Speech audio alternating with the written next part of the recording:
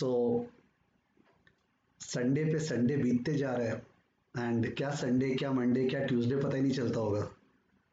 As in वही घर वही चार दीवार और वही खिड़की के बाहर देखे तो वही सीन्स। तो I think many people have lost sense of days this time, correct. So अपने साथ ज्वाइन कर रखे अभिषेक बुराना, गर्व गुप्ता, अमन बंसल, पलक पंजवानी, धीरज, पारस, संतोष, यशवी, साहिल, नवनीत, सुमंत, ठीक है। Good afternoon all of you. Kartik, Kartik Rathi, Abhishek Burana पूछ रहे फॉरेक्स का सेशन होगा। भाई ये सीए इंटरमीडिएट की क्लास चल रही है, सीए इंटरमीडिएट, ये सीए इंटरमीडिएट की क्लास है वर्किंग कैपिटल मैनेजमेंट की। Kartik, Palak, Suryansh, good afternoon. Hi Saket, good afternoon. Priyesh, hello Rohit, Harsh, Bhavana, Prince Goyal hello बोल रहे हैं, तरुण, ठीक है।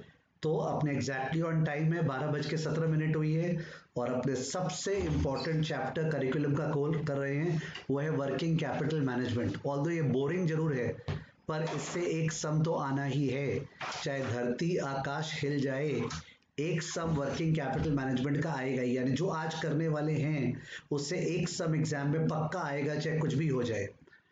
लास्ट टू लास्ट वीक हमने रिसीवेबल्स मैनेजमेंट किया था, रिसीवेबल्स मैनेजमेंट वो भी इंपॉर्टेंट है, उससे भी काफी बार सम्स आते हैं, बट उसमें हो सकता है आपके टाइम पे एक सम नहीं आए, हो सकता है, पर वर्किंग कैपिटल मैनेजमेंट आना ही है, देयर इज नो वे, ठीक है ना। दूसरा, रिसीवेबल्स मैनेजमेंट आसान चैप्टर है, कॉन्सेप्ट ना हो जाता है। वर्किंग कैपिटल मैनेजमेंट ग्राइंडिंग वाला चैप्टर। ग्राइंडिंग का मतलब हुआ पीस पीस के चीज समझ गए हैं, ये वैरायटी वो वैरायटी ये वैरायटी वो वैरायटी, सम्स पे सम, सम्स पे सम, सम्स पे सम्स दिए हुए हैं। बिलीव मी, जब आप एग्जामिनेशन देख माने जब एफएम का पेपर आएगा, जो सबसे लास्ट पेपर है एफएम का, और उसका प्रेपरेशन चालू करोगे, वर्किंग कैपिटल मैनेजमेंट संभालने गए तो पूरा टाइम WCM में ही चला जाएगा। इतना भयानक चैप्टर है, कोई आदमी 10 घंटे 12 घंटे उसको रिवाइज कर सकता है, यही तो डेंजर है। तो कुछ लोग देख के ही नहीं जाते हैं, कुछ लोग 10 घंटे तक वही देखते रहते हैं, दोनों ही गड़बड़ है, ठीक है ना। एक चीज ध्यान रखिए कि जब अपने एग्जाम दे रहे हैं तो एग्जाम का सक्सेस सबसे ज्यादा डिपेंडेंट हो 3 घंटे पे, सबसे ज्यादा, उसके बाद वो 2 दिन पे, उसके बाद वो 1 महीना प्रीसीडिंग द एग्जाम, और उसके बाद आपने जब पढ़ाई किया, ये रिविजन वगैरह जो चल रहा है, तो वो 2 दिन एग्जाम के कैसे एफएम रिवाइज WCM रिवाइज करेंगे, उसका मैंने इतना बढ़िया राइटअप बनाया है, इतना बढ़िया writeup, I can not explain. मतलब उस पर समरी भी है, उस पर कैटेगराइजेशन भी है, और आज का जो हैंडआउट है सम्स है, वो सम्स केवल कर लिया तो ही काफी है। WCM चैप्टर वो सम्स कर लिया तो ही इट इज इनफ, ठीक है। साउंड क्वालिटी थोड़ी सी ऑड आई होगी, मैं ठीक कर रहा हूं, या आई थिंक और इंप्रूव हो गई होगी।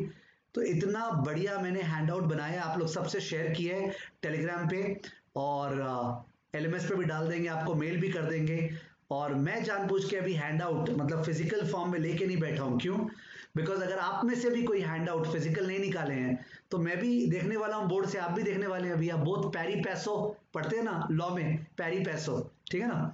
सो अब अपना जब एक वेबिनार करते हैं तो इन्वायरमेंट और एम्बियंस को सेटअप करना जरूरी है, जिससे सबको फायदा हो। You are giving me time and you have already paid me money for this. We got to ensure that आपका पॉजिटिव एनपीवी हो। वो होने के लिए अपने क्या डिसाइड करते हैं, मैं जनरली आपको बोर्ड वर्क दिखाऊंगा और बोर्ड में मेरा साथ में इमेज चलता रहेगा, and at the same time अपने टेलीग्राम पे डाउट्स का सॉल्विंग होगा। टेलीग्राम पे इंटरैक्शन टेलीग्राम पे होने वाला है, ठीक है, रिमेंबर। तो अब ये चैट जो है मैं देखने वाला नहीं हूं, मैं टेलीग्राम देखने वाला हूं, ठीक है ना। तो अपने आते हैं बोर्ड वर्क पे, एक सेकेंड, ठीक है, बोर्ड वर्क पे आते हैं।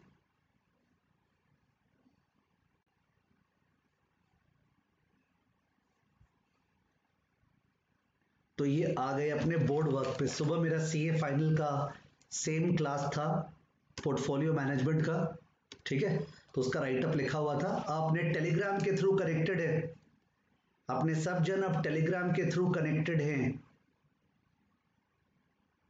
ओके, टेलीग्राम के थ्रू कनेक्टेड है और इसमें let me now discuss with you your stuff. ठीक है, ध्यान रखिए। There is a very very small, छोटा सा पोर्शन इन WCM जिसका नाम है मैनेजमेंट ऑफ पेएबल्स। आप चाहे तो कॉपी में लिख सकते हैं, मैनेजमेंट ऑफ पेएबल्स। क्या होता है ना, छुटंकों को सल्टा के खुशी मिलेगा। मैनेजमेंट ऑफ पेएबल्स यानी क्रेडिटर्स के साथ कैसे डील करना चाहिए। आपको पता है ना, कोरोना वायरस के टाइम पे क्रेडिटर्स से कैसे डीलिंग चल रही है। सबसे बेस्ट डीलिंग है उनको पे ही नहीं करना है। खैर, अपने कोरोना वायरस के सिचुएशन का बात नहीं कर रहे हैं, अपने नॉर्मल सिचुएशन का बात कर रहे हैं। तो मैनेजमेंट ऑफ पेएबल्स का मतलब ये हुआ कि इसका एक सम एग्जाम में आ सकता है 4-5 नंबर का, कि अगर पेएबल्स ने, क्रेडिटर्स ने 2/10 नेट 30 ऑफर किया है, टर्म्स 2/10 नेट 30, तो अपने को उसको पेमेंट कब करना चाहिए, 10th डे और 30th day. When should we पे, 10th डे और 30th डे। कब पे करना चाहिए, 10th और 30th। अगर 10th को पे करेंगे तो अपने को 2% डिस्काउंट मिलेगा, यानी अगर 100 रुपया देना था तो 98 देना पड़ेगा। पर अगर 30th को देंगे तो वो जो 98 10वें तारीख को चला जाता, उस पर अपने ब्याज कमा सकते हैं। ठीक है ना, फिर से अगर अपने 10th को देंगे तो फायदा है, 100 रुपया के बदले 98 देना पड़ेगा, मजा आ गया। पर अगर आप 30th को देंगे तो आप वो जो 98 चला जाता ना 10वें दिन, उसको आप ब्याज पे लगा के उस पर ब्याज कमा सकते हैं, क्या पता 2 रुपया से ऊपर। ठीक है ना, तो ये डिसाइड करना था कि अपने कब दे, 10th को या 30th को। तो इसको डिसाइड करने के लिए डायरेक्टली एक क्वेश्चन पे जंप करते हैं। एक क्वेश्चन पे जंप कर रहे हैं, तो I am coming to the question. ये रहा सी इंटर का फोल्डर मेरा, और ये सी इंटर के फोल्डर में FM1 यूनिट 1 आंसर्स क्वेश्चंस, ये फोल्डर आपसे शेयर हो गया था टेलीग्राम पे, आपके पास होगा। नहीं है तो बोर्ड पे ध्यान दीजिए, यहाँ पे शाउट करने की जरूरत नहीं होगी कि मेरे पास नहीं है, नहीं है, नहीं है। You can straight away pay attention to the board. Board पे आप ध्यान दे सकते हैं। और ये क्वेश्चन का बात कर रहा था, क्वेश्चन नंबर 8 सबजन पढ़ लीजिए। क्वेश्चन नंबर 8 सबजन पढ़ लीजिए। क्वेश्चन नंबर 8 सबजन पढ़ लीजिए। Marshmallow is in the manufacturing business and it acquires raw materials from X Limited on a regular basis. As per the terms of agreement, the payment must be made within 40 days. 40 दिन में पैसा देना है। However, A Limited has a choice of paying 98.5. ये A कहाँ से आ गया, वो A नहीं है, वो Marshmallow है। ठीक है, वो Marshmallow ही A है, प्लीज है, ध्यान रखिएगा। तो Marshmallow has a choice of paying 98.5 per ₹100 it owes to X Limited। ठीक है, तो 98.5 पे कर सकते हैं, ₹1.5 डिस्काउंट ऑन और बिफोर द 10th डे। यानी टर्म्स क्या है, 1.5/10 नेट 40, 1.5/10 नेट 40, समझ में आया। टर्म्स है 1.5/10 नेट 40। प्रिंस, राहुल, अंकुर, समझ में आया है क्या, 1.5/10 नेट 40, यस या नो बताइए। 1.5/10 नेट 40। मैं टेलीग्राम पे देख रहा हूं, अगर आप यूट्यूब पे चैट कर रहे हैं मेरे को वो दिख रहा नहीं है, बिकॉज जब मैं ये स्क्रीन खोलता हूं तो यूट्यूब का चैट नहीं दिखता है, टेलीग्राम पे कोई जवाब नहीं आ रहा है। लास्ट टाइम कौन कौन थे, लास्ट वीक में कौन कौन स्टूडेंट्स थे। रीत करके एक स्टूडेंट थी, यस, अवानिका, जितेंद्र, शिवानी, जवाब आया 1.5/10 net 40। Okay, 1.5/10 net 40। Aditi, Ayush, Bhupendra, thanks. तो मुझे लग रहा है मैं कनेक्टेड हूं। ठीक है, गर्विता, जितेंद्र, रीत, पलक, पारस, मुस्कान, सहेज। ठीक है, चलिए।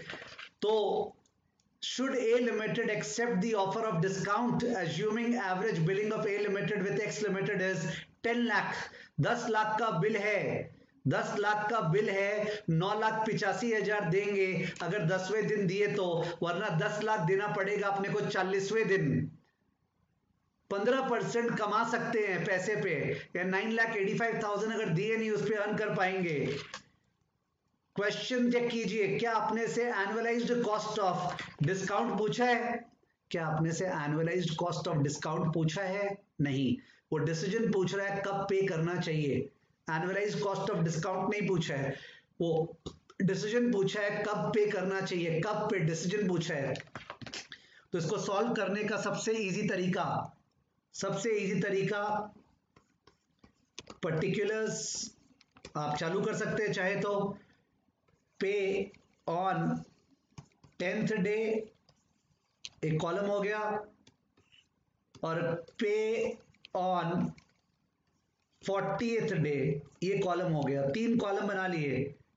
पर्टिकुलर्स अमाउंट, पर्टिकुलर्स पे ऑन 10th डे, पे ऑन 40th डे, ठीक है ना। अब पेमेंट कितना करना पड़ेगा, पेमेंट कितना करना पड़ेगा ये लिख रहा हूं। Point number A, amount paid, बताइए कॉमा देके क्या क्या लिखूं। अमाउंट पेड कितना कितना लिखूं बताइए कॉमा देके। जितेंद्र आगे से आंसर बता रहा है पूरा, ठीक है जितेंद्र, हम लोग धीरे धीरे चल रहे हैं। अमाउंट पेड कॉमा देके बताइए, this comma this amount paid. Yes R Garg बताइए, आर का फुल फॉर्म नहीं पता चल रहा है। पारस मेरे को बताइए अमाउंट पेड कितना, 10वें दिन कितना, 40वें दिन कितना। जतिन इसका पीडीएफ के पीछे लगा हुआ है। भाई मेरे पास भी पीडीएफ नहीं है और शेयर हुआ था ग्रुप में, तुमको उस समय ले लेना चाहिए था, वरना भी ध्यान दो। अगर क्वेश्चन दिखाना है तो क्वेश्चन वापस से दिखा रहा हूं, ये रहा क्वेश्चन। अदिति ने पहला जवाब दिया 9,85,000, सृष्टि रॉय 9,85,000 या फिर 10 लाख। करेक्ट, सृष्टि रॉय ने सही जवाब दिया है 9,85,000। तो सृष्टि रॉय तो यानी कि कैलकाटा की स्टूडेंट है। 9,85,000 और 10 लाख, ठीक है, ये दोनों में से कोई एक अमाउंट पे करना है। बाकी लोग भी जवाब दिए। अब number B interest earned for 30 days, 30 ना, हाँ 30 डेज। बताइए इंटरेस्ट अर्नड कौन से कॉलम में आएगा, 10th डे वाले कॉलम में कि 40th डे वाले कॉलम में? भूपेंद्र बताइए इंटरेस्ट अर्नड कौन से कॉलम में आएगा। यस सहेज बताइए इंटरेस्ट अर्नड कौन से कॉलम में, 10th डे वाला या 40th डे वाला?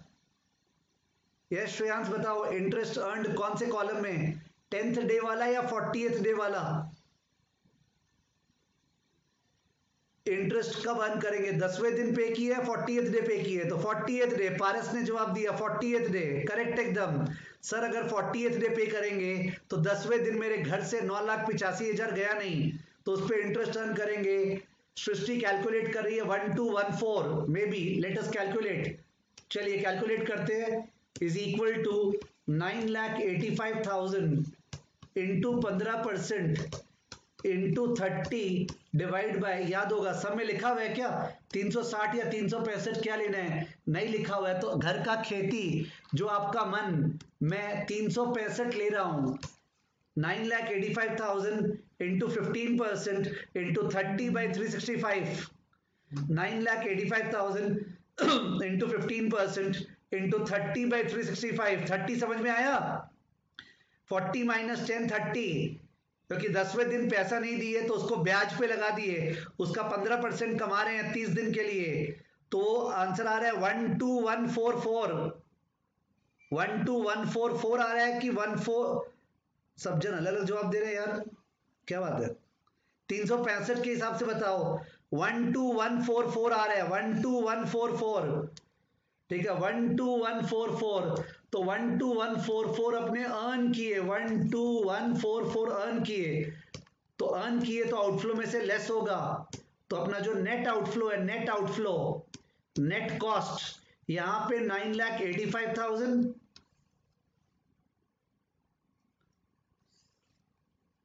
जो नेट कॉस्ट है वो यहां पे 9,85,000, और यहां पे माइनस करके बताइएगा 10 lakh minus 12,144, 10 lakh minus 12,144, 10 lakh minus 12,144 कितना, 10 लाख माइनस 12,144 कितना, ये हो गया 9 लाख। 9 लाख क्या, 9,87,586 आंसर, 9,87,586। पहला जवाब स्क्रीन पे पारस का है, स्नेहा का है, रीत का, सृष्टि रॉय, शिवानी, सहेज, जितेंद्र, जतिन, नीलाकाश, अवानिका, काजल, आर्ची, अदिति। ओके, तो 9,87,586 दिस इज द आंसर।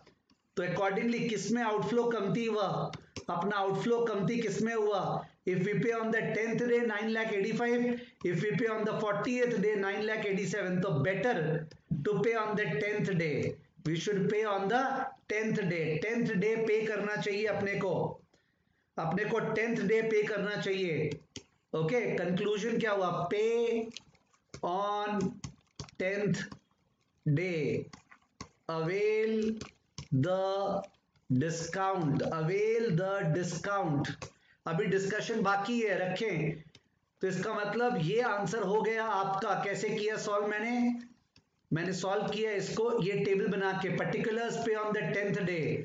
अब अगर कोई बोलेगा कि सर मेरा छूट गया, तो भाई कुछ कर नहीं सकते हैं, क्योंकि इतना हौले हौले कर रहे हैं, और हौले हौले करेंगे तो बात ही क्या होगा। तो पे ऑन द 10th डे, ठीक है ना? यस, गर्विता, गीतिका, स्नेहा, पे ऑन द 10th डे। अब इसमें एक बार इंस्टीट्यूट का सॉल्यूशन देख रहे हैं, इंस्टीट्यूट का सॉल्यूशन देख रहे हैं।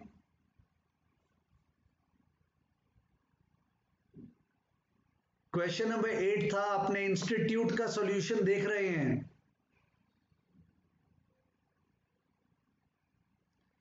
सर ऐसे इस इंस्टीट्यूट का सॉल्यूशन देखना चाहिए क्या? एकदम। जो लोग भी रैंक लाने का सोच रहे हैं उनको इंस्टीट्यूट का सॉल्यूशन जरूर देखना चाहिए, बिकॉज जो आदमी चेक कर रहा है वो चोमू है। ओके, उसको चाहिए कि इंस्टीट्यूट से मैच करे, उसका यार्डस्टिक केवल इंस्टीट्यूट है। ये रहा। तो इन्होंने annual benefit of accepting the discount निकाला है, वो बाद में निकालूंगा। एक बार टेबल देख लें। टेबल में देखिए, टेबल बनाया हुआ है, payment to supplier. Okay, institute ने मिस्टेक किया है, 10 लाख को 1 लाख के हिसाब से किया है। तो या तो क्वेश्चन में मिस प्रिंटिंग था, क्वेश्चन में 1 लाख होगा, और या फिर आंसर में 10 लाख होगा। उसका अपने कुछ नहीं कर सकते हैं। या तो क्वेश्चन में 1 लाख होना चाहिए था, या आंसर में 10 लाख होना चाहिए था। उसका we can not do anything. भूल चूक माफ, बच्चे को माफ कर दो। इन्होंने भी पे 365 दिन लिया है इसमें, ठीक है। It is cheaper to accept the discount, आपको दिख गया होगा, cheaper to accept the discount. अब इन्होंने कुछ एक्स्ट्रा कैलकुलेशन शुरू में किया था, वो अपने क्लास में बताए थे, बता रहा हूं, सुनिएगा, लिसन केयरफुली। Okay, listen. तो अपने को इनका आंसर देख के ये समझ में आया, ये लोग एक चीज और एक्स्ट्रा निकालते हैं। क्या? Annualised cost of discount, annualised cost of discount, annualised cost of discount. तो एनुअलाइज्ड कॉस्ट ऑफ डिस्काउंट में बहुत तकलीफ होता है लोगों को। कभी कभी इसको लोग बोलते हैं annualised cost of not availing discount, कभी कभी एनुअलाइज्ड कॉस्ट ऑफ डिस्काउंट। तो इंग्लिश जो है वो सीए इंस्टीट्यूट के लोगों की बहुत खराब है, तो आपको उस पर फोकस नहीं करना है, जो मैंने वो लिख देना। एनुअलाइज्ड कॉस्ट क्या हुआ? वो हुआ D divided by 100 minus D into 100 into 365 divided by gap 30। 365 by gap, ये एनुअलाइज्ड कॉस्ट ऑफ डिस्काउंट है। Annualised cost of discount D divided by 100 minus D the whole into 100 into 365 by gap. इसका मतलब 1.5 divided by 98.5 into 100 into 365 divided by 30। Okay, equal to क्या आया बताइए? Equal to क्या आया? इसका लॉजिक ये है कि सर अगर हम लोग डिस्काउंट ले रहे हैं तो एक तरह से उसको 98.5 जो है वो पे कर रहे हैं, तो 98.5 जो पे कर रहे हैं तो उसको ₹1.5 ज्यादा 100 रुपया चुकाना पड़ रहा है। तो एक तरह से 98.5 का लोन है, जतिन दोबारा बता रहा हूं, 98.5 का लोन है और 100 रुपया चुकाना पड़ रहा है, तो ₹1.5 ब्याज लगा 98.5 पे। इसलिए मैं तो इसको बोलता हूं annualised cost of not availing discount, क्योंकि डिस्काउंट अगर नहीं ले रहे हैं तो 98.5 घर से नहीं जा रहा है, ठीक है, और ₹1.5 ब्याज जा रहा है, उसका एनुअलाइज कर रहे हैं। सबने बोला 18.53, तो 18.53% ब्याज है डिस्काउंट का, पर जो बाजार में ब्याज है वो 15% है। तो क्या कमाना चाहोगे, 18.53 या 15%? अगर चॉइस है तुम्हारे पास 18.53 कमाने का या 15 कमाने का, तो क्या कमाना चाहोगे, 18.53 या 15? अगर तुम्हारे पास चॉइस है कि 18.53 कमाएं या 15 कमाएं, तो क्या अर्न करना चाहेंगे, 18.53 या 15? 18.53, और 18.53 अगर कमाना है तो उससे डिस्काउंट लो। 15 तो तब कमाते जब डिस्काउंट नहीं लेते और बाजार में पैसा लगाते।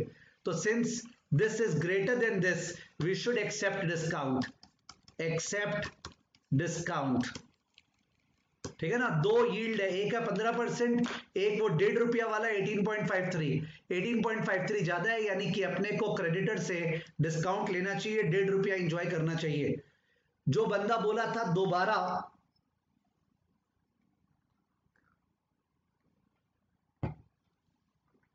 सरप्राइज हुआ कि वही बंदा कंपाउंडिंग वाला भी चाह रहा है कि मैं कंपाउंडिंग वाला बताऊं।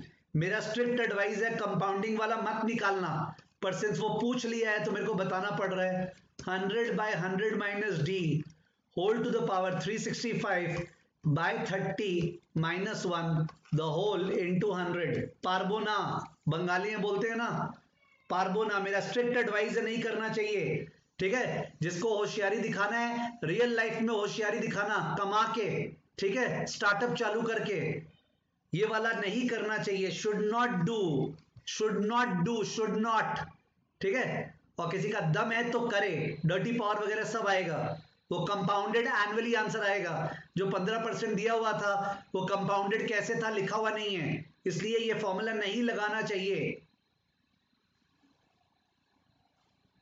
ठीक है। चलिए, तो ये सम हो गया, ये सम 2 मिनट का सम है, क्या पता आ जाए इसमें। अगर सम आया तो आप 2 चीज करेंगे, एक तो ये टेबल ड्रॉ करेंगे, बहुत ही आसान था, और दूसरा आप ये कैलकुलेशन दिखाएंगे, ठीक है ना। ओके, चलिए, कोई कोई कैलकुलेट करके बता रहा है। स्नेहा बता रही है 20.186 आ रहा है। मेरा स्ट्रिक्ट एडवाइस, प्लीज स्नेहा मत करना इसको, ठीक है। बाकी लोग हंस रहे हैं, डबल डबल स्माइल देखे। ओके, नेक्स्ट अपने क्वेश्चन में आना चाहते हैं। वंस अगेन छोटा सा क्वेश्चन टंडन कमिटी नॉर्म्स पे। टंडन कमिटी नॉर्म्स का सम है question number 9। Tandon committee norms question number 9 ये आपके सामने है। Question number 9 Tandon committee norms. तो टंडन कमिटी, ओके, जो कि रवीना टंडन से एकदम भी रिलेटेड नहीं है, sorry for the stupid joke. Tandon committee setup किया गया था आरबीआई के द्वारा, ये डिस्कस करने के लिए कि जो बिजनेसेस है ना, वो लोग वर्किंग कैपिटल के नाम पे अनाप शनाप पैसा उठा लेते हैं और उसके बाद उसको लॉन्ग टर्म में इन्वेस्ट कर देते हैं और पैसा चुका नहीं पाते। Asset liability mismatch, working capital के बहाने से पैसा उठा लिए और उसको लॉन्ग टर्म प्रोजेक्ट में लगा दिए और फिर चुका नहीं पा रहे। इसलिए गवर्नमेंट ने, आरबीआई ने कमेटी बैठाया था टंडन कमेटी नॉर्म्स, और टंडन कमेटी नॉर्म्स ने ये सजेस्ट किया कि मैक्सिमम बैंक फाइनेंस जो दिया जा सकता है वर्किंग कैपिटल के लिए, मैक्सिमम परमिसिबल बैंक फाइनेंस, उसका 3 फॉर्मूला था। बताइए क्या क्या। मैक्सिमम परमिसिबल बैंक फाइनेंस, उसका 3 फॉर्मूला था, बताइए क्या क्या।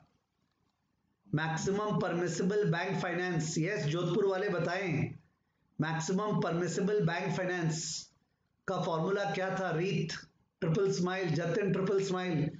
मैक्सिमम परमिसिबल बैंक फाइनेंस, लोग जुट गए हैं फटाफट अपना कॉपी खोलने में देखने के लिए, मिल रहा नहीं है बिकॉज सागर है ना, कॉपी में इतना सम्स किया हुआ है।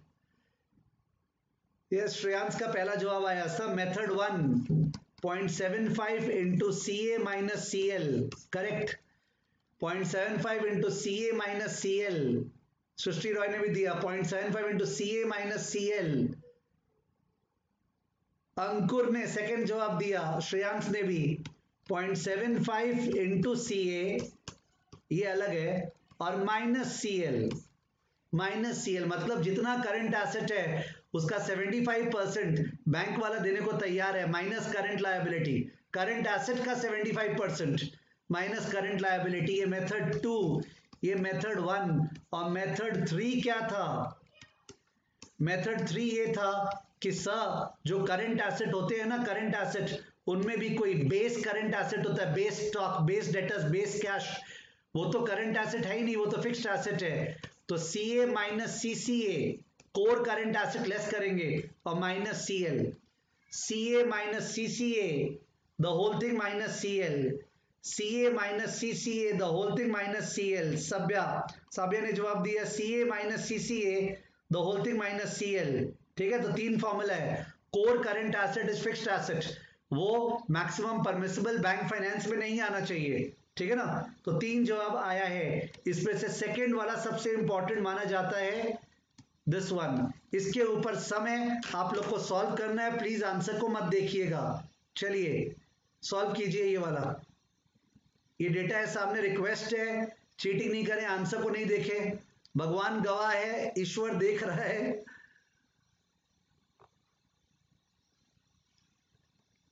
टंडन कमेटी का 3 मेथड।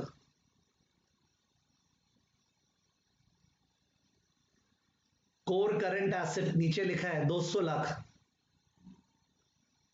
कोर करंट एसेट 200 है, और करंट एसेट का टोटल दिया हुआ है 600। करंट एसेट का टोटल 600 है, करंट एसेट का टोटल 600 है।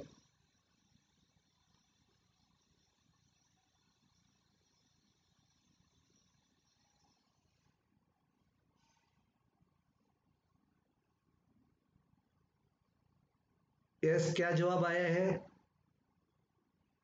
ओके, किसी ने सॉल्व करके दिखाया है। Current asset 600, core current asset 200, current liability 240। Beautiful. Current liability 240 because bank boring नहीं लेना था उसमें। बैंक बोरिंग ले लेंगे तो रॉन्ग हो जाएगा, एक ही जगह रॉन्ग हो सकता है। अगर आपने बैंक बोरिंग ले लिया तो रॉन्ग हो सकता है। तो पहला आंसर इनका आया है 270, दूसरा 210, तीसरा 60। किसका आंसर है ये आंसर दिया था श्रेयांश ने क्या?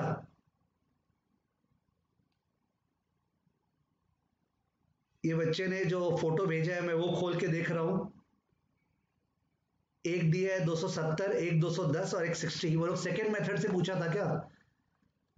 By the 3 methods, all the 3 method से पूछा है,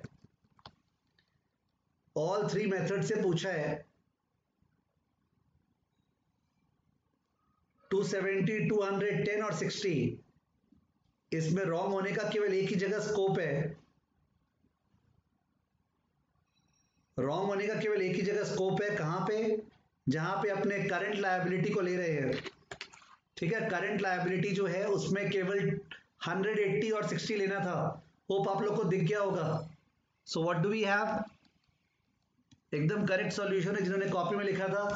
current asset 600, core current asset 200, current liability 240। बस अब तो पुट करना है, अब तो पुट करना है।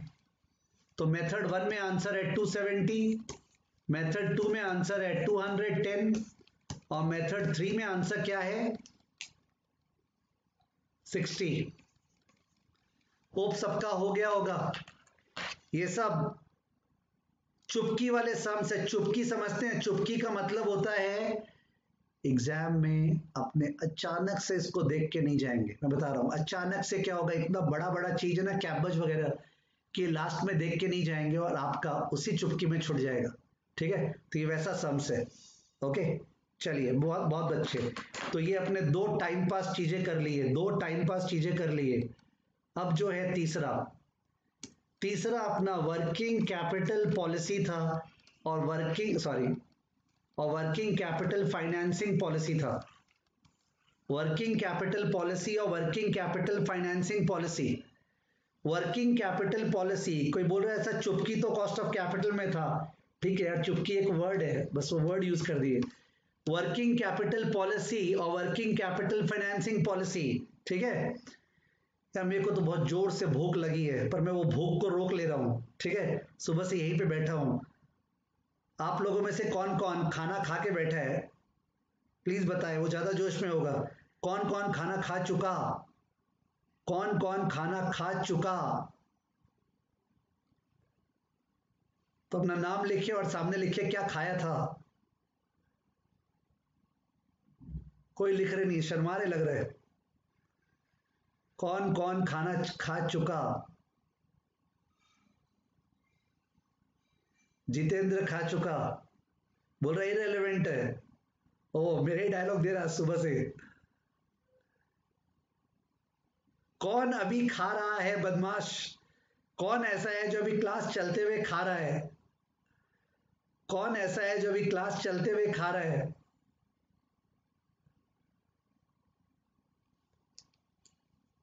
आई एम श्योर कोई ना कोई अभी खा रहा होगा क्लास चलते हुए।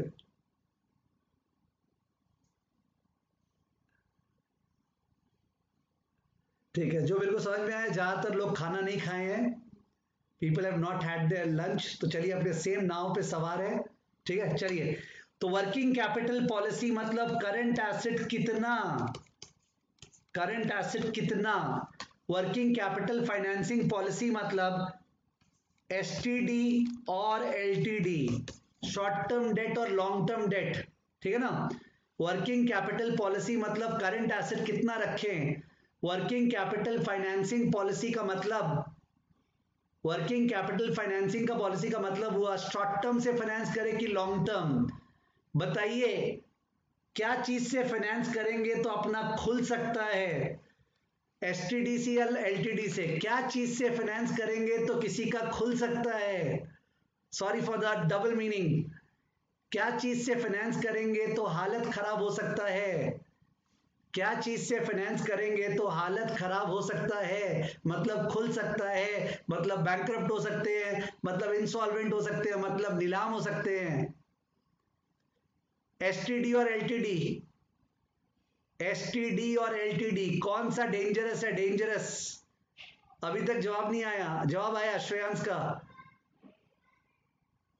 किस चीज से हालत खराब हो सकती है, श्रेयांश पारस सब ने बोला short term debt, short term date से रिस्क बहुत ज्यादा है, बिकॉज चुकाओगे कैसे भाई।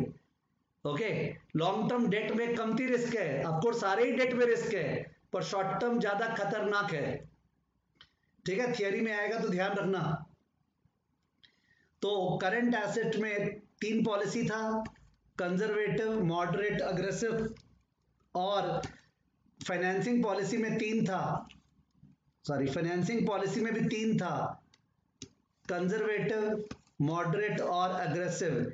इंडिया हमेशा मध्यम मार्ग अपनाता है, तो आंसर तो वही आने वाला है, मॉडरेट इज द बेस्ट, क्योंकि लिक्विडिटी वाइज वर्किंग कैपिटल ज्यादा रखना बढ़िया होता है, पर प्रॉफिटेबिलिटी सबसे खराब होता है। वैसे ही cost wise short term debt सस्ता, but liquidity point of view से, रिस्क पॉइंट ऑफ व्यू से शॉर्ट टर्म डेट खतरनाक, ठीक है ना। तो उसके ऊपर ये सम था, जो कि द सम था, question number 1। Okay, question number 1 पे आ रहा हूं, question number 1। So I am coming to question number 1। अब कोई बोलेगा सर ये तो वही सम है जो किताब में दिया हुआ था, भाई क्या करे, यही वाला सम एग्जाम में आएगा, बहुत बहुत बहुत इंपॉर्टेंट सम है, टू मच इंपॉर्टेंट सम है ये सम एग्जाम के लिए, ठीक है। Muffin limited is considering it's working capital investment and financing policy, investment कितना करंट एसेट रखे, फाइनेंसिंग एसटीडी और एलटीडी। अब इसके अंदर फिक्स्ड एसेट तो डिसाइड करना नहीं है, तो फिक्स्ड एसेट और करंट लायबिलिटी दोनों दिया हुआ है, fixed asset 4 crore, current liability 3.6 crore, ये दोनों सेटरिस पेरिबस है, पूरे सम में इनका इफेक्ट नहीं है। Estimated sales and EBIT depend on current asset investment, the finance controller has this to show. दिखाओ भाई, तो करंट एसेट डेटर्स ज्यादा तो सेल्स ज्यादा, ईबीआईटी ज्यादा, और डेटर्स वगैरह कम 4, तो सेल्स कम ईबीआईटी कम। यहीं पे क्वेश्चन में आ जाते हैं, बिकॉज ये इन्वेस्टमेंट वाला पार्ट खत्म हुआ। क्वेश्चन में क्या पूछेगा ना, आदमी नींद में जवाब दे सकता है। वो पूछेगा भाई वर्किंग कैपिटल बता, सी ए माइनस सी एल। वो बोलेगा करंट रेशियो बता, सी ए बाई सी एल। वो बोलेगा प्रॉफिटेबिलिटी बता, EBIT divide by total asset. समझ रहे हो कितना इजी है। वो अपने से वही चीज पूछेगा, देखते हैं क्या पूछा है। बोल रहा है net working capital C A minus C L, rate of return on asset EBIT by total asset, और करंट रेशियो यानी कि सी ए बाई सी एल। ठीक है, कैलकुलेट करे बिना पता है कि जो कंजर्वेटिव पॉलिसी है उसमें ए और सी हाईएस्ट आएगा और बी लोएस्ट आएगा। कंजर्वेटिव पॉलिसी में ए और सी हाईएस्ट आएगा, बी लोएस्ट। जिसको विदाउट कैलकुलेट किए समझ में आ रहा है ना, वो बंदे में दम है, दम। ठीक है, कि सर कंजर्वेटिव पॉलिसी में करंट एसेट ज्यादा रखेंगे तो ए और सी उसमें ज्यादा आएगा और बी सबसे कम आएगा, बिकॉज आपका वो बढ़ गया ना, क्या बोलते हैं, टोटल एसेट। ठीक है, जिसको ये समझ में आ रहा है कि कंजर्वेटिव में ए और सी, लिक्विडिटी हाईएस्ट, प्रॉफिटेबिलिटी लोएस्ट, उसको सलाम। ठीक है ना, बाकी तो कैलकुलेट कर ही सकते हैं। तो अगर फटाफट कैलकुलेट करें, ठीक है, क्या बोलते हैं उसको, हटा सावन की घटा बत्ती बुझा। ठीक है, अगर फटाफट कैलकुलेट करें आप लोग तो चीज कीजिए प्लीज। आपने कॉलम बना दिया, कॉलम बना दिया अग्रेसिव, मॉडरेट, नहीं पहले कंजर्वेटिव, कंजर्वेटिव, मॉडरेट, अग्रेसिव। अब अपना सी ए डिवाइडेड बाय सी एल बताइए, सी ए बाई सी एल कितना आ रहा है। C A by C L 6 divided by 3.6, आओ जोश में, 6 बाई 3.6, 6 बाई 3.6, वेट कर रहा हूं।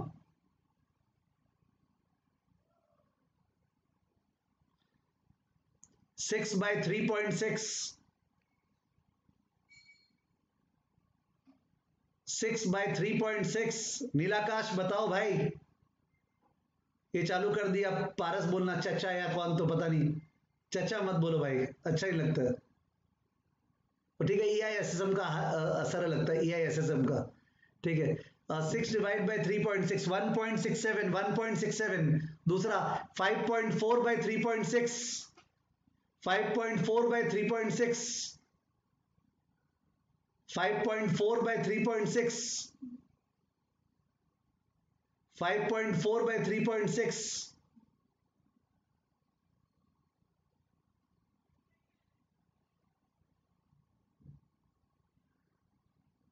5.4 बाई 3.6, 1.5, 1.5, 1.5। और थर्ड वाला 4 बाई 3.6, थर्ड वाला 4 बाई 3.6, 4 डिवाइडेड बाई 3.6, 1.11। तीनों आंसर आ गया। तो अपना आंसर आया 1.67, 1.5 और 1.11 हाईएस्ट आया इसमें। सी A minus C L, C A minus C L, तो 6 माइनस 3.6, 2.4। फिर क्या था, 5.4 minus 3.6, 5.4 minus 3.6, 5.4 minus 3.6 working capital, 5.4 minus 3.6 working capital, 5.4 minus 3.6, 1.8। Okay, Shreyansh तो पूरा जवाब ही दे रहा है। और ये वाला 0.4, तो इस बार ये बेस्ट है। अब return on asset, return on asset is obviously EBIT by total asset, EBIT by total asset, EBIT by total asset. Question देखें तो ईबीआईटी 18.5 है और टोटल एसेट हो गया 6 + 4 10, 18.5 बाई 10 क्या, नहीं सॉरी, ईबीआईटी 2.3 है, गलती बोल दिया, 2.3 by 10, 2.3 by 10 sorry, 2.3 divided by 10, 23%, 23%, 2.3 by 10, 23%। और मॉडरेट के अंदर करंट एसेट था 5.4, तो 5.4 और 4 9.4, तो 2.2 by 9.4, 2.2 by 9.4, 2.2 by 9.4, 2.2 divide by 9.4, profitability बढ़ते जाएगा। 2.2 बाय 9.4, 10 कहां से आया? कोई बोल रहा है 10 था, 6 प्लस 4 10, फिक्स्ड एसेट 4 दिया हुआ है और 6 करंट एसेट है। फिक्स्ड एसेट ऊपर में 4 दिया हुआ है, करंट एसेट 6 है, कंजर्वेटिव में तो 10 वहां से आया। तो 2.2 divided by 9.4, 2.2 by 9.4, 23.4%. People are saying 23.4%. Okay, और इस वाले में, लास्ट वाले में EBIT 2.1 है और 4 और 4 8, 2.1 by 8 into 100, 2.1 by 8 into 100, 26.25%, 2.1 by 8, hope 8 सबको दिख रहा है। 4 plus 4 8, fixed asset plus current asset, fixed asset paragraph में था, तो 26.25%, 26.25%, ये बेस्ट है। देखा आपको? तो लिक्विडिटी वाइज कंजर्वेटिव बेस्ट है क्योंकि लिक्विडिटी रेशियोज हाईएस्ट है, और प्रॉफिटेबिलिटी वाइज अग्रेसिव बेस्ट है। ओके, तो जाहिर है अपने जाएंगे मॉडरेट पॉलिसी में। एडवाइस पूछा है क्या? देखते हैं, एडवाइस पूछा है क्या? Let's see the question. Question का लैंग्वेज क्या था? क्वेश्चन का लैंग्वेज था, sorry, you are required to calculate the following. नहीं, एडवाइस नहीं पूछा है, एडवाइस नहीं पूछा है, लिखना भी नहीं चाहिए। ओके, जितना पूछा है उतना ही लिखना चाहिए। वो केवल 3 चीज पूछा है, निकाल दिए। अब फंडिंग पे आए, पर वहां पे लैंग्वेज पढ़ना पड़ेगा। लैंग्वेज को अपने थोड़ा सा छोड़े थे, तो लैंग्वेज पढ़ रहे हैं। After evaluating the investment policy, the finance controller has advised the adoption of moderate policy. तो बोला मॉडरेट चुन लिए, यानी current asset 5.4, current asset 5.4, sales 17, EBIT 2.2, ये आपको मानना है। करंट एसेट 5.4, सेल्स 17, EBIT 2.2, ठीक है। Company is now examining the use of long term and short term borrowing for financing its current asset. किससे फाइनेंस करे करंट एसेट को? ठीक है। The company will use 3.3 crore of equity funds, tax rate 35%। Although ये required नहीं है exam के लिए, मैं कुछ शो कर रहा हूं। जो बैलेंस शीट है उसमें फिक्स्ड एसेट अपना 4 है, करंट एसेट 5.4 है, करंट लायबिलिटी 3.6 है, इक्विटी क्या बोला 3.3 है, और लॉन्ग टर्म डेट और शॉर्ट टर्म डेट कितना रखना है वो डिसाइड करना है। कितना दोनों मिला के कितना आ रहा है? 4 प्लस 5.4 माइनस 3.3 माइनस 3.6, बताइएगा।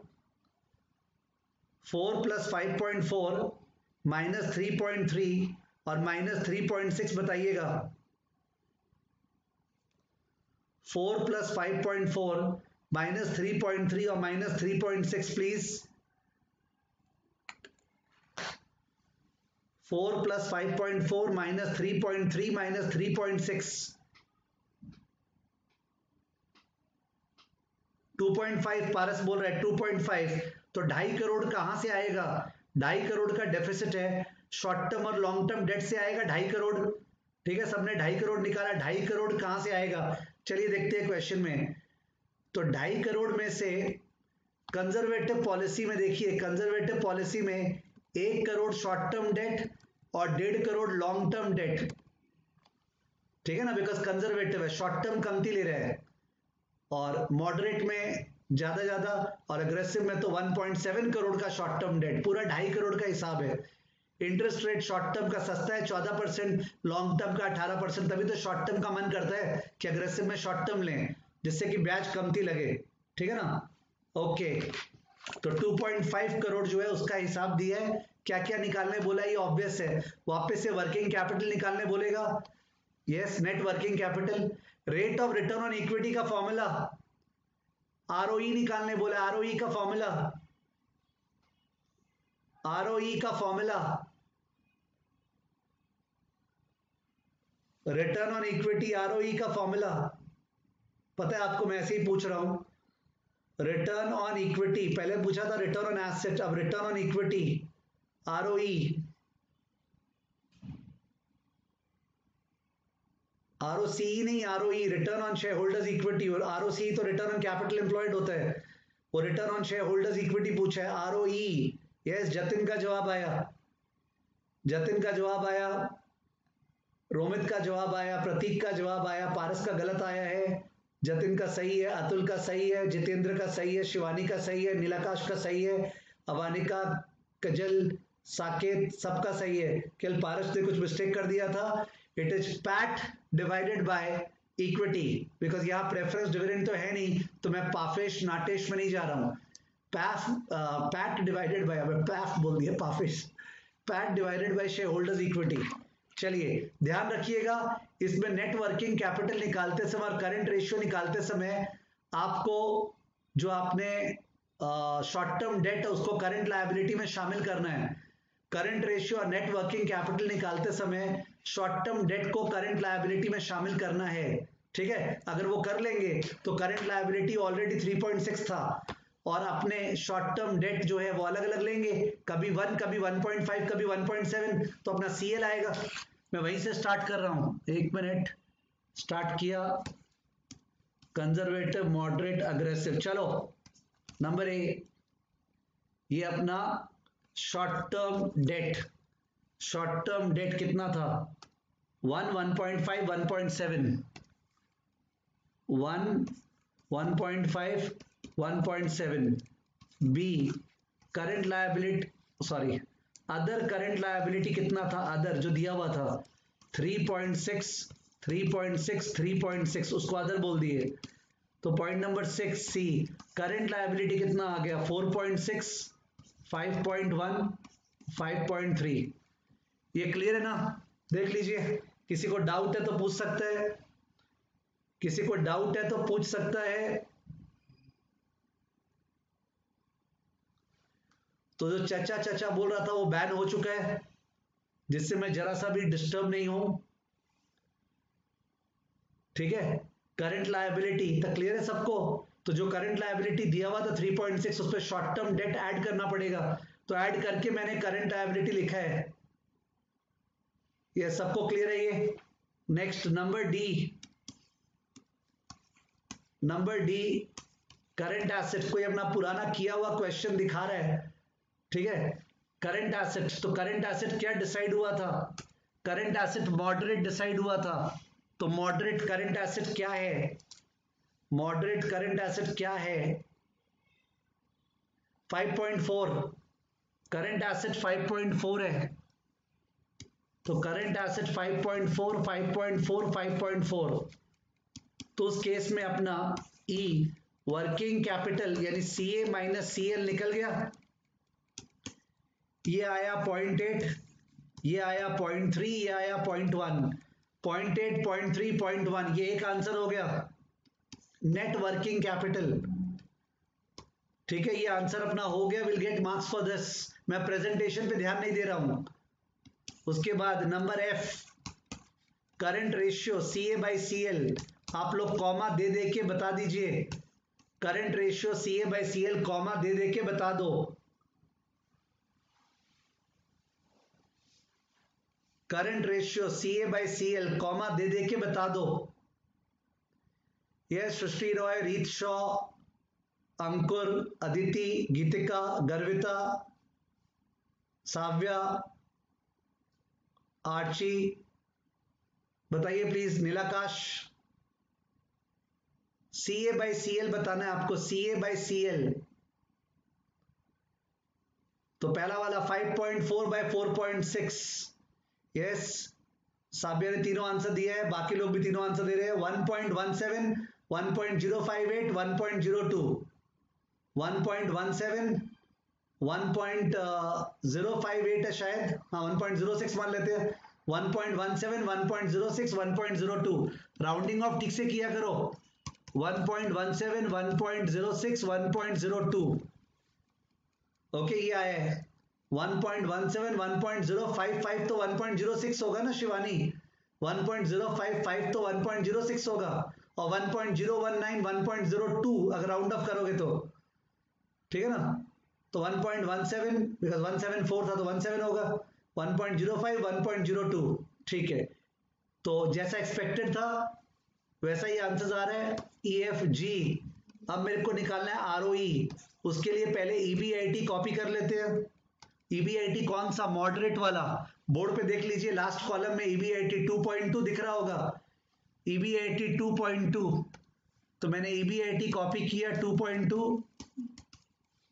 अब GH interest on STD at 14%, 14% interest on STD, 14% of STD लगाएं, 14% ऑफ STD, तो 14% ऑफ 1.5 1.7, 14% ऑफ 1.5 1.7 बताइए। 14% ऑफ 1 यानी 0.14, 14% ऑफ 1.5 यानी मेरे ख्याल से 0.21 मन से लिखा हूं, और 14% ऑफ 1.7, 14% ऑफ 1.7 बता दीजिए, वो मेरे से मुंह जवानी हो नहीं पा रहा है। 14% ऑफ 1 यानी 0.14, 14% ऑफ 1.5 यानी 0.21, और 14% ऑफ 1.7 कितना? 0.24, 0.24, 0.24 ये आया। GH EF ABCDF GH I interest on long term debt at the rate of, शायद 18% था, चेक करते हैं। 18% था क्या? यस 18%। तो 18% of 1.5, 18% of 1, 18% of 0.8, 18% of 1.5, 18% of 1, 18% of 0.8। Yes काफी जन कंप्लीट कर लिए हैं, I know, I am sorry, मैं धीरे धीरे चल रहा हूं। 18% ऑफ 1.5 आ गया 0.27, 18% ऑफ 1 आ गया 0.18, और क्या था? 18% ऑफ 0.8। लास्ट वाला मेरे से नहीं हो पा रहा है। 18% ऑफ 0.8, 18% ऑफ 0.8, 0.144, ठीक है। तो EBIT में से इंटरेस्ट गया दोनों M, तो आ गया PBT, profit before tax, profit before tax. EBIT में से दोनों इंटरेस्ट लेस करके कॉमा देके बताना 2.2 माइनस 0.14 माइनस 0.27, 2.2 माइनस 0.14 माइनस 0.27,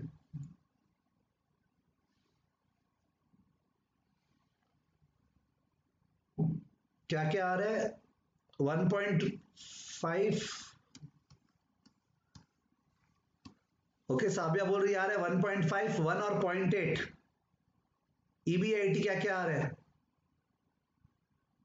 नहीं वो पहले बोली थी कुछ और, अभी EBIT क्या क्या आ रहा है? 1.79 पहला वाला, 1.79, 1.81 और 1.82। ये बोला है श्रेयांश आर्ची। 1.79, 1.81, 1.82 सृष्टि, ठीक है। 1.79, 1.81, 1.82 गीतिका। इन्होंने बोला है PBT आ गया MN, पैट, पैट, तो पैट जो है वो 65% होगा। 1.818 था, कोई बोल रहा है, वो शायद 1.818 था क्या? तभी तो 1.82 किया हुआ है, ठीक ही तो है। बताइए कुछ गलत है तो। मैंने लिखा है 1.79, 1.81, 1.82, मेरे ख्याल से मोटा मोटी सही है। कोई ज्यादा डेसिमल प्लेस में चाहे तो कर सकता है, ठीक है। पैट क्या क्या आ रहा है? 65%, तो आ रहा है 1.1635, जिसका आ रहा है लिखा हुआ है, मैं उसी का एक बार कॉपी कर दे रहा हूं। 1.1635, 1.1765, 1.1817, ये मैंने आयुष का कॉपी किया है। 1.1635, 1.1765, 1.1817 अप्रॉक्स में है भाई साहब, अप्रॉक्स में है। 1.1635, 1.1765, 1.1817 अप्रॉक्स में है, अप्रॉक्स में, ठीक है। Approx MNO, ROE equal to PAT by net worth, PAT by net worth of course into 100। तो नेटवर्थ शायद 3.3 था, नेटवर्थ 3.3 था, तो आप लोग 3.3 से डिवाइड करके इंटू 100 करो। नेटवर्थ 3.3 था, यस, सो नेटवर्थ से डिवाइड करके इंटू 100। जतिन बोल रहे हो गया, कॉन्ग्रेचुलेशंस, वेरी गुड। एग्जाम में भी एकदम करेक्ट करके आना है, करेक्ट और जल्दी, efficiency and speed. PAT by net worth into 100। Okay, Aditi बोल रही है 35, 36, 36%। ज्यादा डेसिमल प्रीति बोल रही है 35.26, 35.65, 35.8। मैं यही वाला एक्सेप्ट कर रहा हूं, बिकॉज कहां पे डेसिमल में जाया जाता है, जहां पे फालतू का राउंडिंग ऑफ से बराबर आ जा रहा है। 35.26, 35.65, 35.81।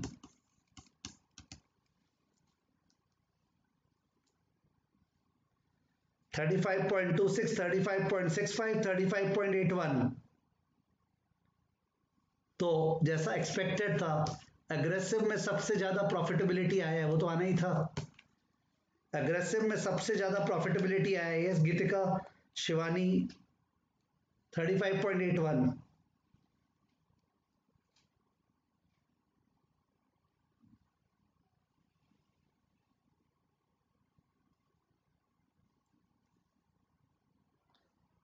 तो ये आया है अपना, क्या बोलते हैं, प्रॉफिटेबिलिटी। तो ये सम नो डाउट आसान है, बट फिर भी ये सम उसी कैटेगरी में जाएगा जो स्टूडेंट लोग लास्ट में देख के नहीं जाते। और इसमें कुछ ग्रेट नहीं है, पर इसमें कहीं ना कहीं फंस जाएंगे, फिगर्स को संभाल नहीं पाएंगे। You can understand what I am saying. बहुत इनफ्रीक्वेंटली आता है, मेरे टेक्निकल एनालिसिस के अनुसार करीब 5 या 6 टर्म में एक बार आता है। तो 6 टर्म में एक बार, और अब 6 टर्म हो चुका है, 7 टर्म हो चुका। लास्ट 3.5 साल पहले आया था। अगर आया तो वो क्या गाना होता है ना, तुम मेरी वफाएं याद करोगे, ठीक है, सॉरी इलॉजिकल बात कर रहा हूं, एक्सक्यूज मी, ठीक है। सो ये वाला सम भी अपना हो गया।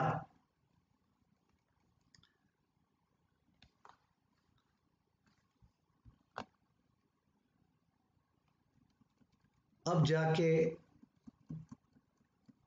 ऑपरेटिंग साइकिल का सम। नाउ एक चीज एक्नॉलेज कर रहा हूं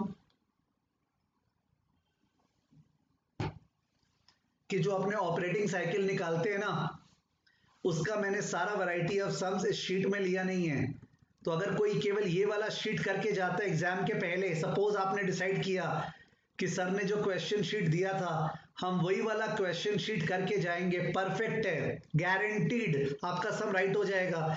केवल अलग से ऑपरेटिंग साइकिल का जो एक्सेल शीट में दिया हुआ था ना, और सम्स कर लेना। ऑपरेटिंग साइकिल का सम्स मैंने सारा तरह का लिया नहीं है, इसमें बता देता हूं। Anybody wants to mark, please remember ये शीट सफिशिएंट है, ये मदर ऑफ ऑल शीट्स है, इसमें जो सम्स है सारे तरह के आ गए, double shift, single shift, quantity, units, new company, old company, सारा सम्स ले लिया है। केवल ऑपरेटिंग साइकिल का सारा कैटेगरी नहीं लिया है, ठीक है ना। तो कोई भी अगर ये शीट करता है और ऑपरेटिंग साइकिल का सारा शीट करता है, वो बंदा बल्ले बल्ले है, there is no issue at all, ठीक है ना। बाप रे बाप, इतना चिल्ला रहा क्यों? The following information is provided by Sunshine Limited for the year ending 31st March 2015. Okay, ये दिया हुआ है, आपको याद होगा ऑपरेटिंग साइकिल का formula, raw material period plus WIP period plus finish goods period plus debtors period minus creditors period. Raw material period plus WIP period plus finish goods period plus debtors period minus creditors period.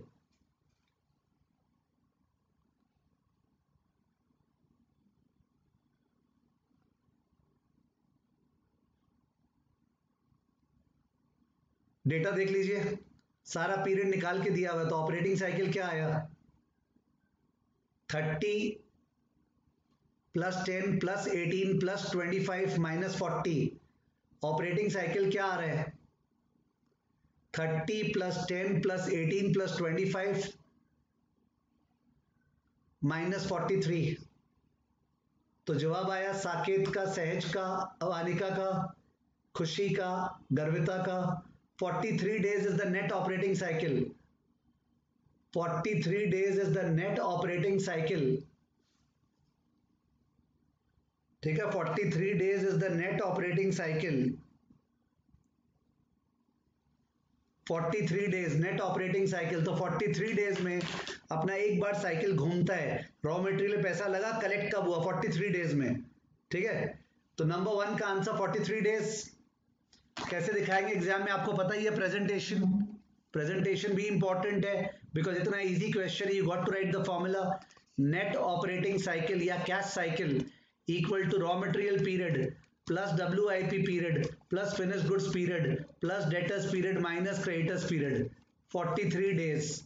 इसके अंदर का भी आपको दिखाना पड़ेगा जो days था, पर it will take hardly 1 minute. अब पूछा है number of cycles in a year, कितना दिन मानने बोला है, 360 डेज मानने बोला है, 365 नहीं ले सकते आप, 360 मानने बोला है, 360 बाय 43, 8.37 साइकिल्स कोई बोल रहा है, कोई 8.48 बोल रहा है। 360 के हिसाब से मेरे ख्याल से 8.37 आएगा। 360 लेने बोला हुआ है, 360 लेने बोला हुआ है। जतिन ग्रॉस क्यों निकालेंगे, जाहिर है नेट निकालेंगे, net operating cycle 8.37, number of cycles 360 divide bye 43, 8.37। ठीक है, नंबर ऑफ साइकिल्स। और सिंस ये इतने इजी क्वेश्चन है तो प्लीज प्रॉपरली दिखा देना फॉर्मूला। कोई भी चीज जो इजी होता है उस पर फॉर्मूला दिखाना जरूरी है। Equal to 360 divide by net operating cycle, तो 360 डिवाइड बाय 43 इक्वल टू 8.37 ना, 8.37, तो 8.37 साइकिल्स। ठीक है, फिर क्या पूछा है आपको पता ही है, वो पूछ रहे हैं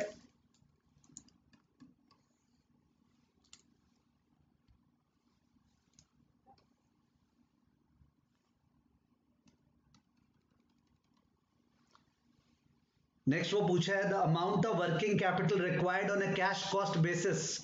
तो एनुअल ऑपरेटिंग कॉस्ट क्या दिया हुआ था, एनुअल ऑपरेटिंग कॉस्ट 18 लाख पूरे साल में लगता है, 18 लाख तो पूरे साल में लगता है। तो 43 डेज में कितना पैसा जाम रहता है, कोई चाहता तो वैसे भी कर सकता था 18 इंटू 43 बाई 360, पर अपना रटा हुआ है operating working capital is equal to annual operating cost divide by number of cycles, annual operating cost divide by number of cycle जिनका रटा हुआ है। और जो रटने के बिना सोचे 18 लाख पूरे साल में लगता है, तो 43 दिन में कितना लगता है, 18 लाख पूरे साल में लगता है, तो 43 डेज में कितना पैसा अटकता है, 18 लाख इंटू 43 बाई 360, मैं जानबूझ के उल्टा बोल रहा हूं, या 18 लाख डिवाइड बाई 8.37, तो आंसर आया है आप लोग का 193548, 193548, 193548 आया। Working capital equal to 18 lakh divide by 8.37 equal to 193548, ये आंसर है।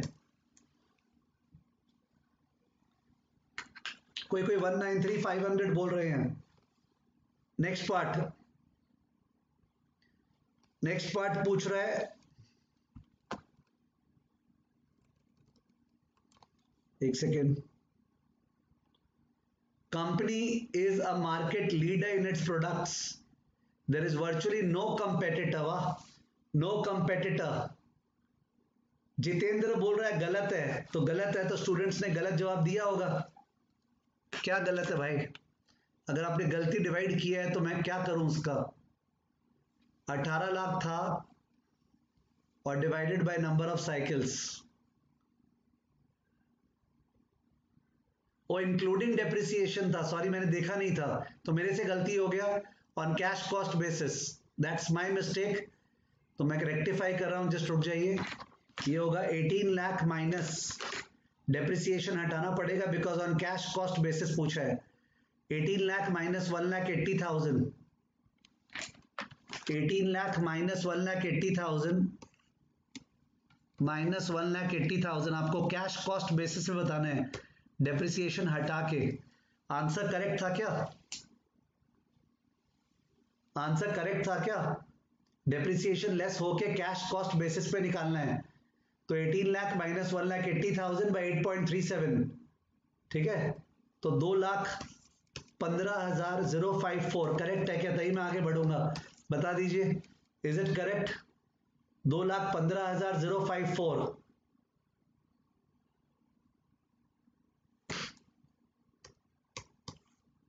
और कम आएगा ना, क्या क्या कैलकुलेशन आगे पीछे हो रहा है समझ में नहीं आ रहा है। और 193 आ रहा है क्या? 193,548। तो इसमें डिले आता है टेलीग्राम पे बोलने के बजाय, इसलिए डिले 193,548। ओके 193,548 आ रहा है, नो इश्यूज, किसी को ज्यादा परेशान होने का बात नहीं है। The process was okay. 18 lakh में से अपने को लेस करना है 1,80,000 बिकॉज वो डेप्रिसिएशन है, और डिवाइड बाय 8.37, तो 193,548, 193,548, ठीक है ना? This is answer number 3, 193,548। उसके बाद नेक्स्ट है अपना रिगार्डिंग कंपनी मार्केट लीडर है, इसलिए वो बेस्ड ऑन रिसर्च अब वो डिसकंटिन्यू करेगा सेल्स ऑन क्रेडिट, तो क्रेडिट पे सेल्स नहीं देगा, तो डेटर्स पीरियड 0 हो गया। What would be the reduction in the working capital requirement due to such decision? तो बहुत ही आसान है, तो जो अपने निकाले थे उसमें अपना ऑपरेटिंग साइकिल 25 दिन से कम हो जाएगा। ओके ऑपरेटिंग साइकिल जो आया था वो 25 दिन से कम हो जाएगा, बिकॉज अब अपने उधार में माल नहीं बेचेंगे।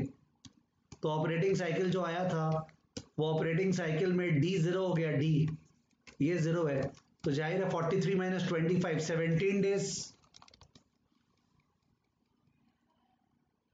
43 माइनस 25 17 डेज, तो नंबर ऑफ साइकिल्स क्या आ रहे हैं? नंबर ऑफ साइकिल्स क्या आ रहे हैं? 360 बाई 17,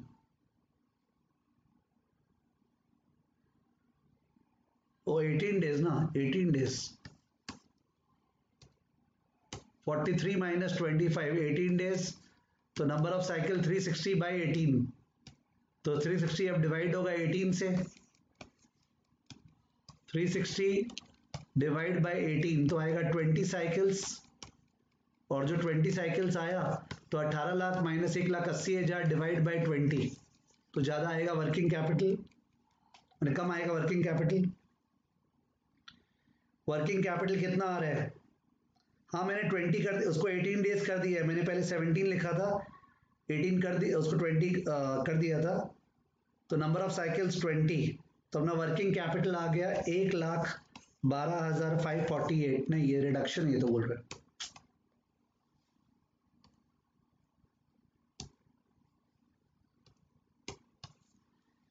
वर्किंग कैपिटल कितना आ रहा है? 81,000 आ रहा है, वर्किंग कैपिटल 81,000 आ रहा है, देयरफॉर रिडक्शन कितना आ रहा है? रिडक्शन आ गया 112,548, 112,548 रिडक्शन, रिडक्शन 112,548। बोल रहा है सर पास्ट पेपर से है, हाँ होगा कोई बात नहीं है, we are not preparing over here for everything new, we are preparing over here for so many things that are there in the curriculum, so that एक रिकैप हो जाए। We never join this class कि आज एकदम नया कराएंगे अलग जो करा नहीं रखे है वो, ठीक है, we have done this class for a review. तो 112,548, ठीक है, तो this is the answer, this is the answer, it's a good sum, normal sum, natural sum, and operating cycle का सम्स जो है इसमें नहीं है, बहुत सारा सम्स रह गया है ऑपरेटिंग साइकिल का।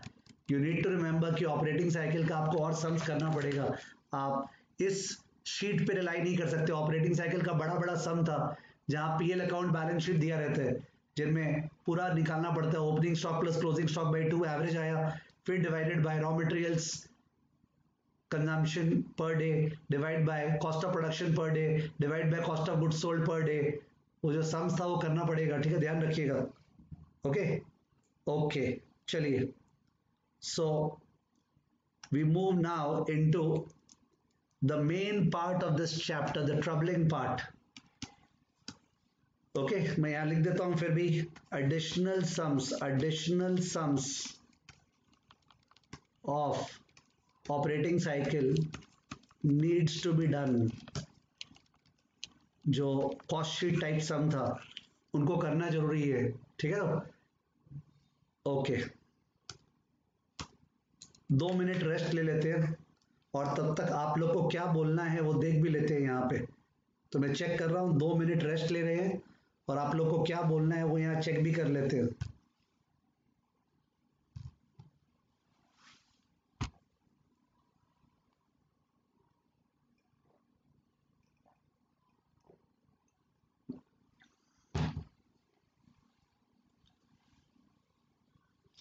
अंकुर बोल रहा है सर डबल शिफ्ट, डेफिनेटली करेंगे। पारस बोल रहा है घर दिखाओ, इंफ्रास्ट्रक्चर नहीं है घर दिखाने का, ये लैपटॉप पे ऐसे क्लास चल रही है, there is no infrastructure to show the home.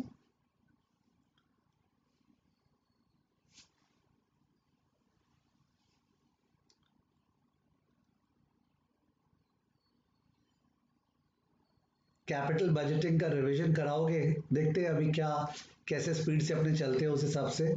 वैसे कैपिटल बजटिंग का एक शॉर्ट रिवीजन तो 65 मिनट्स का वीडियो था ना, कैपिटल बजटिंग का एक शॉर्ट रिवीजन वीडियो तो 65 मिनट्स का था। हाँ, लाइव में एक अलग मजा आ जाता है, वो एक अलग बात है। जितेंद्र बोल रहा है हाई फाई सम्स कराओ, hi fi at the same time normal, both are required to succeed in the exam.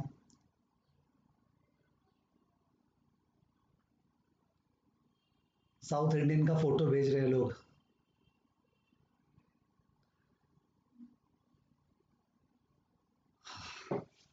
एक मिनट, सॉरी।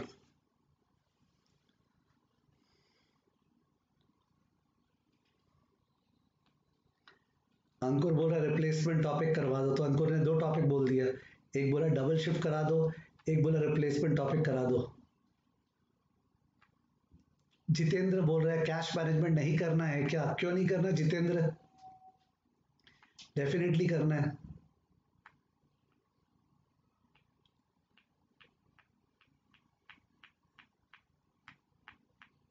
यशवी बोल रही है कैपिटल बजटिंग का रिव्यू सेशन कब होगा? बेटा मैंने बोला ना कि एक रिव्यू सेशन तो हो रखा है ऑलरेडी, 65 मिनट्स का यूट्यूब पे था, 50 बार शेयर हो गया आपके साथ, और वापस लेना होगा तो ले लूंगा, डोंट वरी।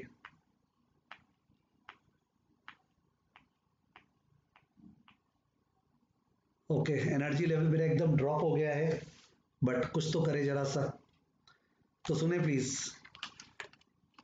जो मैं सम्स करवा रहा हूं एस्टिमेशन ऑफ वर्किंग कैपिटल का, based on current assets holding period approach, current assets holding period approach, उससे फोरकास्ट ऑफ वर्किंग कैपिटल, ये जो सम्स है, इन सम्स में जो प्रेजेंटेशन है वो मेरा आप लोग को साफ साफ लिखाया गया था। इनफैक्ट देख लीजिए प्रेजेंटेशन क्या लिखाया गया था, एक सेकेंड कहाँ गया,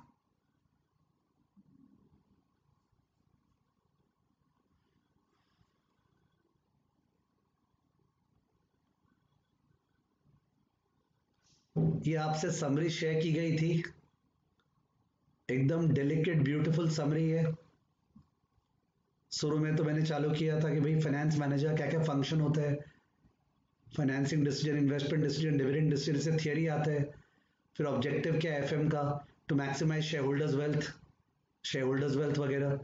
उसके बाद जाके इधर में gross versus net working capital, permanent working capital, temporary working capital, तो थियरी भी छोड़ा नहीं है, वो भी कवर किया है। उसके बाद जो अभी अभी अपने कंप्लीट किए कि अपना वर्किंग कैपिटल इन्वेस्टमेंट पॉलिसी और वर्किंग कैपिटल फाइनेंसिंग पॉलिसी, उसमें कंजर्वेटिव, मॉडरेट, अग्रेसिव, और सबके अंदर लिक्विडिटी, प्रॉफिटेबिलिटी, वो सारे का एरो वाइज दिखाया है, छो भी दिखाया है वर्किंग कैपिटल पॉलिसी का।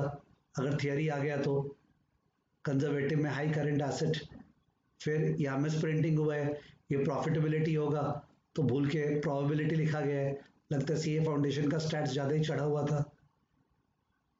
यहाँ पे भी गलती है, देखिएगा और एक मिस्टेक, ये मैं रेक्टिफाइड फाइल भेज दूंगा आपको। रिटर्न ऑन टोटल एसेट का फॉर्मूला गलत है, EBIT bye total asset into 100 होगा, ठीक है। तो I send you the rectified file, do not worry. Operating cycle का डायग्राम जो क्लास पे करते थे कि कैश कन्वर्ट हुआ रॉ मटेरियल में, रॉ मटेरियल कन्वर्ट हुआ WIP में, WIP फिनिश गुड्स में, ठीक है ना। और वो सारा दिखाया जैसे क्लास पे कॉपी बना के डायग्राम बनाया था, उसका फॉर्मूला लिखा हुआ है। और लास्ट में ये लाइन भी लिखी हुई है कि ये फर्म जिसका ऑपरेटिंग साइकिल कमती है उसके पीयर्स के मुकाबले वो फर्म बढ़िया है, एफिशिएंट है, ठीक है ना। एफिशिएंट मतलब कमती ऑपरेटिंग साइकिल, सबका फॉर्मूला लिखा है ऑपरेटिंग साइकिल के कंपोनेंट्स का। उसके बाद अभी जो फॉर्मूला की number of cycles, working capital requirement, वो दोनों लिखा हुआ है। उसके बाद अगर बड़ा सम आ गया, बैलेंस शीट PL अकाउंट सब दिया हुआ है, तो कॉस्ट शीट के जैसे कैसे करेंगे वो भी समझाया हुआ है, ठीक है जी। एक बड़े सम में था, मेरे को याद है, जो मैंने यहाँ शीट में लिया नहीं है। तो बहुत अच्छे नोट्स है, इन नोट्स का खासकर प्रिंट आउट निकाल के, नॉर्मल प्रिंट आउट जाए, कलर नहीं चाहिए। और अगर आप लोग उसको वैसे करते हो ना, खुद अपना नोट्स ऐड करते हो तो बहुत बढ़िया रहेगा। फिर 4 methods of estimating working capital, एक तो ऑपरेटिंग साइकिल मेथड कर लिए, दूसरा percentage of sales, percentage of fixed asset से आता नहीं है कुछ, current assets holding period approach. और current assets holding period approach is the main thing in this chapter. उसमें मेरा था सबसे पहले उसके मुंह पे आंसर फेंक दो। तो ये आंसर है कि RM स्टॉक का आंसर क्या आया, WIP स्टॉक का आंसर, फिनिश गुड स्टॉक का आंसर, डेटर्स का answer, cash balance less current liability. उसके बाद वर्किंग नोट दिखाओ, उसके बाद असम्पशन लिख दो, ठीक है। इंपॉर्टेंट पॉइंट्स लिखे हुए हैं। तो ये समरी नोट्स ऐसा है ना कि आदमी खुद अपने लिए और सुधार सकता है इसको, उसका मन हो तो बहुत मेहनत से बनाया गया है। प्लीज होप आप लोग इसका यूज करेंगे and you will fair out well. हाँ, अब मैं क्या बोल रहा था, मैं यहाँ पे जब डिस्कस कर रहा हूँ तो मैं यहाँ पे धीरे धीरे डिस्कस नहीं कर पाऊंगा। I will not be able to do it very very, मैंने धीरे धीरे का मतलब ये हुआ मैं बहुत सजा सजा के नहीं कर पाऊंगा, ठीक है। तो सबसे चैलेंजिंग सम कर रहे हैं किसका, डबल शिफ्ट का। Question number 3 double shift working capital का सम है, double shift working capital. Question number 3 double shift working capital का सम है, ठीक है, जो कि आया हुआ नहीं है, आया हुआ नहीं है, बहुत पुराना, कभी आया होगा तो अलग बात है, पर सीए इंस्टीट्यूट के मैट में दिया हुआ है, एकदम आने की संभावना है। कोई भी करके जा रहा है तो अपने रिस्क के लेवल पे करके जा रहा है, मेरे ख्याल से नहीं छोड़ना चाहिए। सर ये तो वही समय जो आपने क्लास में करवाया था, हाँ यार वही समय, बिकॉज वो आइडियल समय है, ठीक है। तो क्लास का कॉपी का सॉल्यूशन लेके मत बैठना, अपने इसको लॉजिकली डिस्कस करने वाले, लॉजिकली जब लॉजिकली डिस्कस करते हैं तो कुछ स्टूडेंट्स को अच्छा नहीं लगता है, बिकॉज वो लोग को तभी अच्छा लगता है जब हौले हौले लिखा के करवाते हैं। मेरे को याद है मेरे पढ़ाते समय अजमेर सेंटर या कौन सा सेंटर था उसको था, ये कोई भी चीज समझा देता था तो उसको वो संतुष्ट नहीं होता था, उसको था नहीं नहीं उसको मेरे को रटा के लिखा के दिखाइए। तो वैसे नहीं होगा बिकॉज ये रिव्यू क्लास है, ठीक है ना। चलिए क्वेश्चन नंबर 3 तैयार, कम ऑन। 1:33 हुआ है। Delicious Enterprises has been operating its manufacturing facility till 31/3/2017 on a single shift working capital with the following cost structure. तो ये लोग का कॉस्ट स्ट्रक्चर है, material cost per unit, wages जिसमें से 5 रुपया में से 2 रुपया फिक्स्ड है और 3 रुपया वेरिएबल है, ओवरहेड जिसमें से 80% फिक्स्ड है, 4 रुपया फिक्स्ड है, 1 रुपया वेरिएबल है। तो 6 5 11 और 5 16 आया, 16 और 2 18। सेलिंग प्राइस 4,32,000 सेल्स है। नंबर ऑफ यूनिट सोल्ड बताइए। 4,32,000 जो है, 4,32,000 जो है वो सेल्स है, तो नंबर ऑफ यूनिट्स बताइए।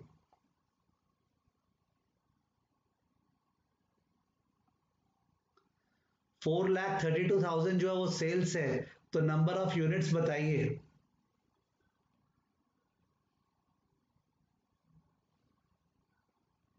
24,000 यूनिट्स सृष्टि ने बोला, 24,000 यूनिट्स। तो कंपनी 24,000 यूनिट्स जो है वो बनाता था अभी तक सिंगल शिफ्ट में। जाहिर है डबल शिफ्ट में 48,000 यूनिट्स होगा। तो सब जन रफ में लिखना चालू कर दो, रफ में लिखना चालू कर दो, सॉल्यूशन में, रफ में। और हम लोग सजा सजा के सॉल्यूशन नहीं कर रहे हैं, single shift double shift 24,000 units 48,000 units ये पर एनम है, that is 2,000 units per month, that is 4,000 units per month. मैंने ये लिख लिया है जिससे बार बार मेरे को प्रॉब्लम नहीं हो, आप भी अगर लिख लोगे तो बेटर रहेगा। ओके, पूरे साल का 24,000, साल का 48,000, 2,000 unit per month, 4,000 unit per month. आगे बढ़ रहा हूं,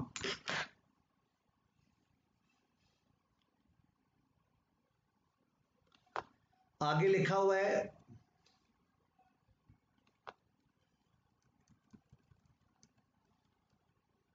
stock of raw materials at cost 36,000। ध्यान से दीजिएगा, 36,000 स्टॉक ऑफ रॉ मटेरियल है, तो जाहिर है वो तो 6 रुपया पर यूनिट करके है।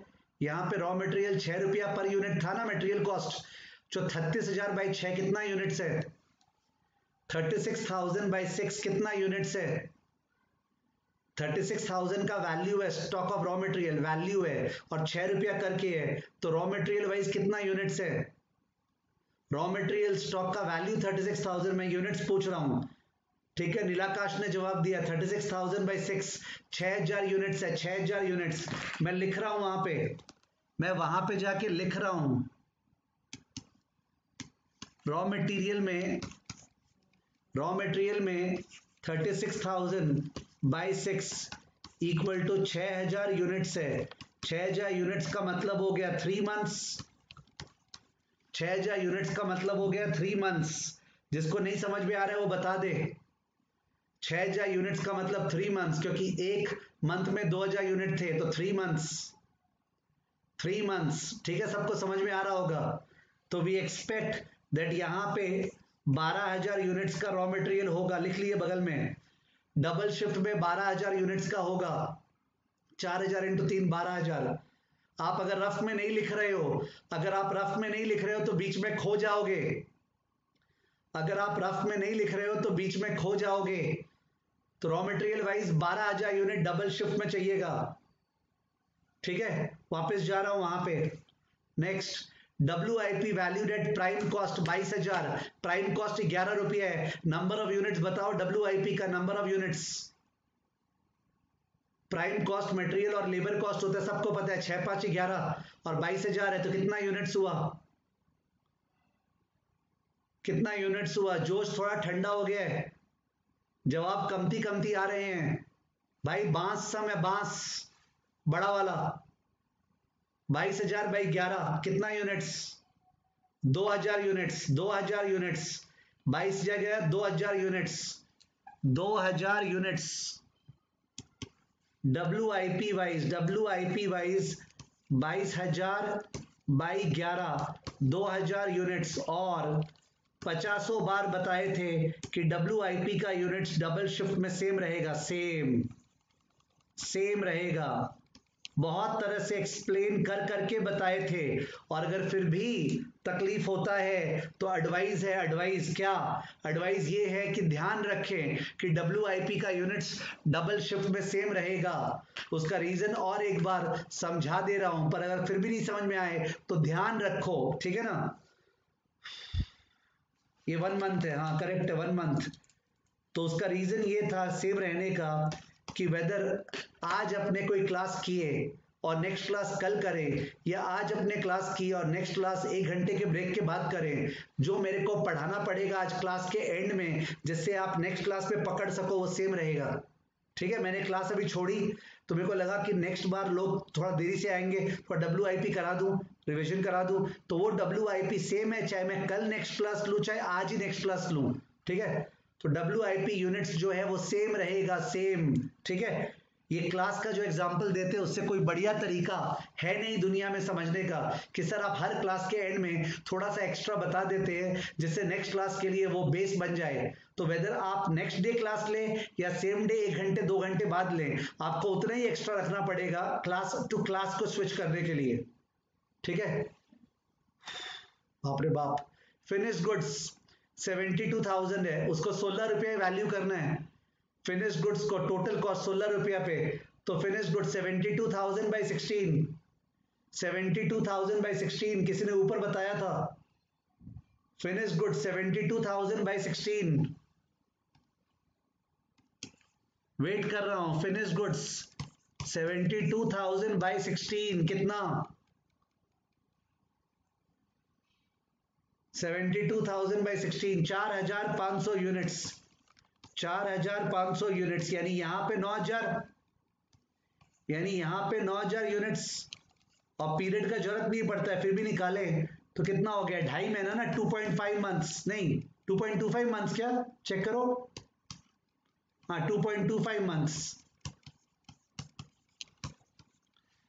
2.25 मंथ्स, 2.25 मंथ्स। वाह क्या हो गया है? सिंगल शिफ्ट का रॉ मटेरियल पता है, डबल शिफ्ट का रॉ मटेरियल पता है, सिंगल शिफ्ट का WIP पता है, डबल शिफ्ट का WIP पता है, सिंगल शिफ्ट का फिनिश गुड्स पता है, WI और डबल शिफ्ट का WIP पता है। जो बुद्धिमान स्टूडेंट है, बुद्धिमान, सबको बोल रहा हूं, वो लोग समझे यार निकालना क्या है, रॉ मटेरियल स्टॉक तो यूनिट्स पता है, इनटू रेट करेंगे स्टॉक आ जाएगा। WIP स्टॉक यूनिट्स पता है, रेट करेंगे वैल्यू आ जाएगा। फिनिश गुड स्टॉक यूनिट्स पता चल गया, रेट करेंगे, WIP का फिनिश गुड्स वैल्यू आ जाएगा। कितना आसान होते जा रहा है, ठीक है ना। आगे नेक्स्ट जो है,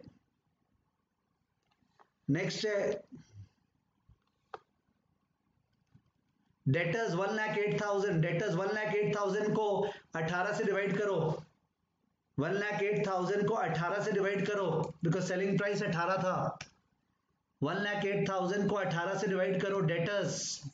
वैसे हम लोग एट कॉस्ट निकालेंगे, पर अभी जो दिया हुआ है 1,08,000 डिवाइडेड बाय 18, 1,00,000 कॉस्ट लेंगे ना हम लोग, पर ये जो इंस्टीट्यूट दिया है वो तो नॉर्मल डेटर्स दिया है। राहुल पूछ रहा है कॉस्ट नहीं लेंगे, यस कॉस्ट लेंगे हम लोग, पर जो दिया हुआ है वो इंस्टीट्यूट ने दिया हुआ है, ठीक है। तो डेटर्स को हम लोग कॉस्ट पे लेने वाले, चिंता नहीं करें। 6,000 यूनिट्स, गीतिका, साबिया, अमन, दिवेश, 6,000 यूनिट्स यानी कि 3 मंथ्स, यहां पे हो जाएगा 12,000 यूनिट्स, 12,000 यूनिट्स डेटर्स, पर हम लोग इसको कॉस्ट पे लेंगे, यानी हम लोग डेटर्स दिखाएंगे सिंगल शिफ्ट में 6,000 इंटू 6, ओके, 6,000 इंटू 16, 6,000 इंटू 18 नहीं दिखाएंगे हम लोग के हिसाब से। डेटर्स एट कॉस्ट होगा 6,000 इंटू 16, 16 बाद में जब करेंगे तो वैल्यू, ठीक है। आगे आगे जा रहे हैं,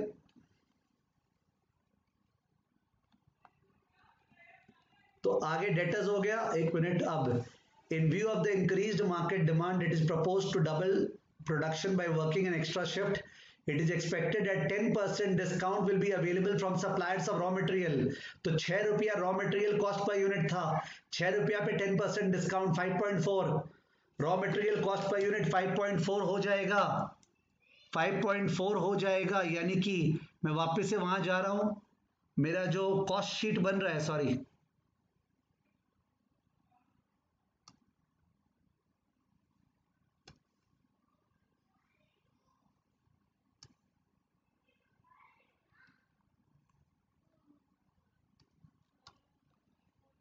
तो मेरा कॉस्ट शीट बन रहा है, तो जो कॉस्ट शीट बन रहा है मेरा, एक मिनट, जो मेरा कॉस्ट शीट बन रहा है वो है रॉ मटेरियल कॉस्ट, पहले 6 था अब 5.4।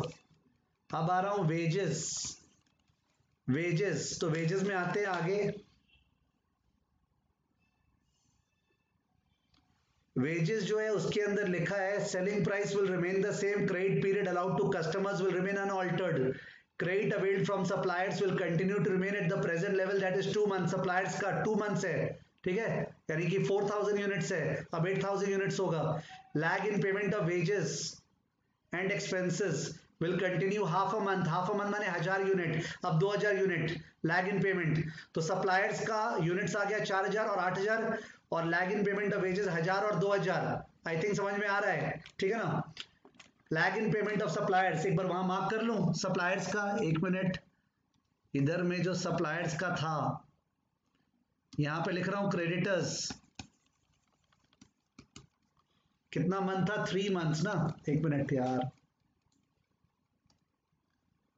क्रेडिटर्स का 2 मंथ, सॉरी 2 मंथ्स यानी 4,000 यूनिट्स, क्रेडिटर्स का 2 मंथ्स यानी 4,000 यूनिट्स, यहां पे 8,000, और lag in wages wages and क्या क्या था, lag in wages and expenses, lag in wages and expenses वो दिया है हाफ मंथ, हाफ मंथ मतलब 1000 यूनिट्स, तो 1000 का यहां पे क्या आ गया 2000 यूनिट्स आ गया मेरा सारा यूनिट्स। किसी किसी से बर्दाश्त नहीं हो पा रहा होगा, ठीक है, क्या चीज वापस एक्सप्लेन करूं, अदिति बताइएगा कौन सा पार्ट वापस एक्सप्लेन करूं। अदिति ने बोला है प्लीज री एक्सप्लेन, जतिन ने बोला है रिपीट करा दो, कौन सा पार्ट, अदिति और जतिन ने बोला रिपीट करा दो, यस रिपीट करवा रहा हूं, बताइए कौन सा पार्ट। अगर शुरू से वापस से रिपीट करेंगे तो मेरे ख्याल से सहन नहीं होगा, अगर शुरू से रिपीट करेंगे तो सहन नहीं होगा किसी से, एक्सेप्शंस का बात अलग है। सप्लायर्स का 2 मंथ दिया हुआ था, 2 मंथ दिया हुआ था, 2 इंटू 2000 4000 यूनिट्स और डबल शिफ्ट में 8000।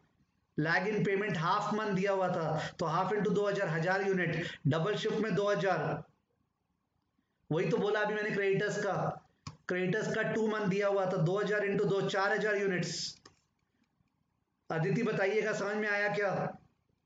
क्रेडिटर्स का 2 मंथ दिया हुआ है, 1 मंथ में 2000 यूनिट्स है, तो 2 मंथ का 4000 यूनिट्स। अदिति और जतिन इन दोनों को फ्रिक्शन हुआ है, रुका हुआ हूं जब तक ये लोग क्लियरेंस नहीं देते हैं।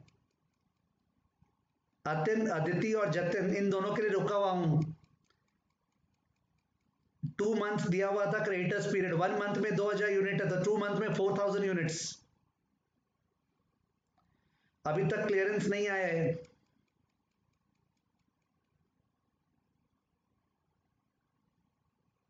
Okay, they are okay with it now, Aditi is okay.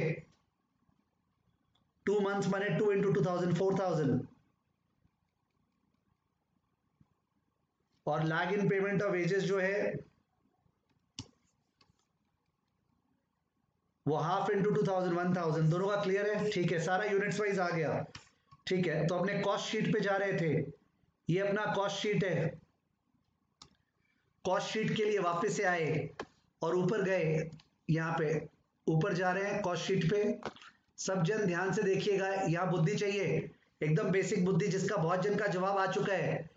Wages जो है 5 रुपया पर यूनिट था, उस पर 40% फिक्स था, नहीं 2 रुपया, 40% फिक्स था माने 2 रुपया, तो वो 2 रुपया जो फिक्स था वो तो अब 1 रुपया हो जाएगा बिकॉज डबल यूनिट्स।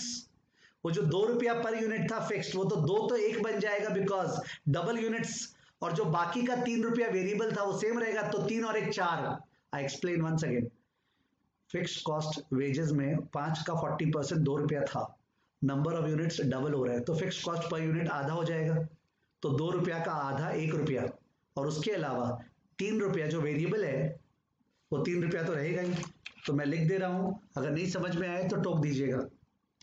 वेजेस यहां पे जो था, ये जो था वो था वेरिएबल 3 प्लस 2 इक्वल टू 5, और यहां पे वेरिएबल 3 प्लस 2/2 इक्वल टू 4। जिसको नहीं समझ में आया रोक सकता है मेरे को, वेजेस में जिसको नहीं समझ में आया रोक सकता है मेरे को। सिंगल शिफ्ट में 3 प्लस 2 था, वो तो नहीं समझ में आने का बात ही नहीं है, 5 रुपया का 60 और 40%। फिर जो फिक्स्ड वाला पार्ट था उसको हाफ किया है मैंने, फिक्स्ड वाले पार्ट को, और 4 लिखा है, ठीक है, यस सबको क्लियर है, ठीक है, perfect, thank you, thanks a lot. तो आपने इधर आते वापस से, ओवरहेड में सेम चीज करें, चलिए ओवरहेड में सेम चीज करते हैं, ओवरहेड में सेम चीज करते हैं। 5 रुपया, उसका ब्रेकअप है 4 प्लस 1, तो 4 प्लस 1 1 प्लस 4 सॉरी 1 प्लस 4, तो 1 रुपया तो ठीक है वेरिएबल, और जो 4 है वो 4/2 इक्वल टू 2 हो जाएगा। दिख रहा है आपको, 5 रुपया है तो 1 रुपया तो वेरिएबल है, वो तो 1 रुपया रहेगा, और बाकी जो 4 रुपया है फिक्स्ड, वो 4 के बदले डबल यूनिट तो 2 रुपया हो जाएगा, ठीक है ना। ओके, तो उधर आते हैं, जो अपना ओवरहेड है, ओवरहेड वो दिया हुआ है 1 प्लस 4 इक्वल टू 5, तो 1 रुपया जो वेरिएबल है वो तो अभी भी 1 ही रहेगा, और प्लस ये 4/2 equal to what 3, equal to 3, correct, ठीक है, बिकॉज फिक्स्ड कॉस्ट का सबको आइडिया है कि fixed cost on the whole सेम रहता है, तो जैसे नंबर ऑफ यूनिट्स बढ़ते हैं फिक्स्ड कॉस्ट पर यूनिट गिर जाता है।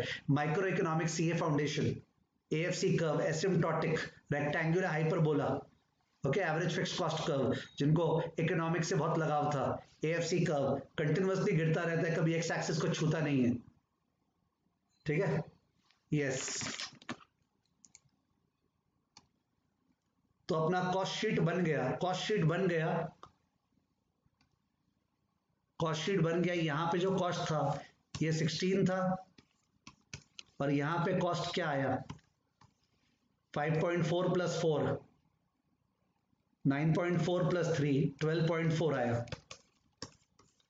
सेलिंग प्राइस वही 18 है, सेलिंग प्राइस 18 है, ठीक है ना। ओके, ये हुआ। अब जाके अपने को क्या करना था, लास्ट लाइन पढ़ ले सम में, लास्ट लाइन सम का पढ़ लेते हैं।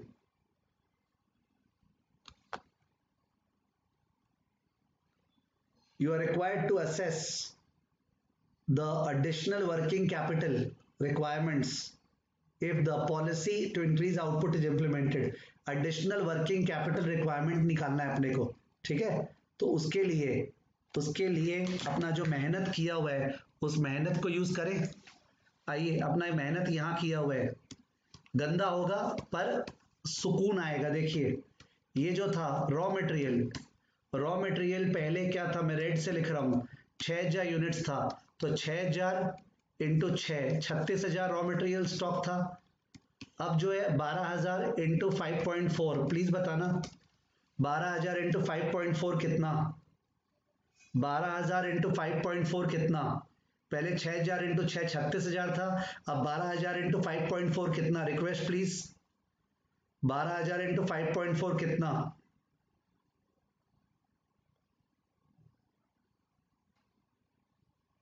जतिन, ये जो पॉइंट आप बोल रहे double shift is one time में कैसे, वो मैं एकदम लास्ट में बताऊंगा, अभी आगे बढ़े।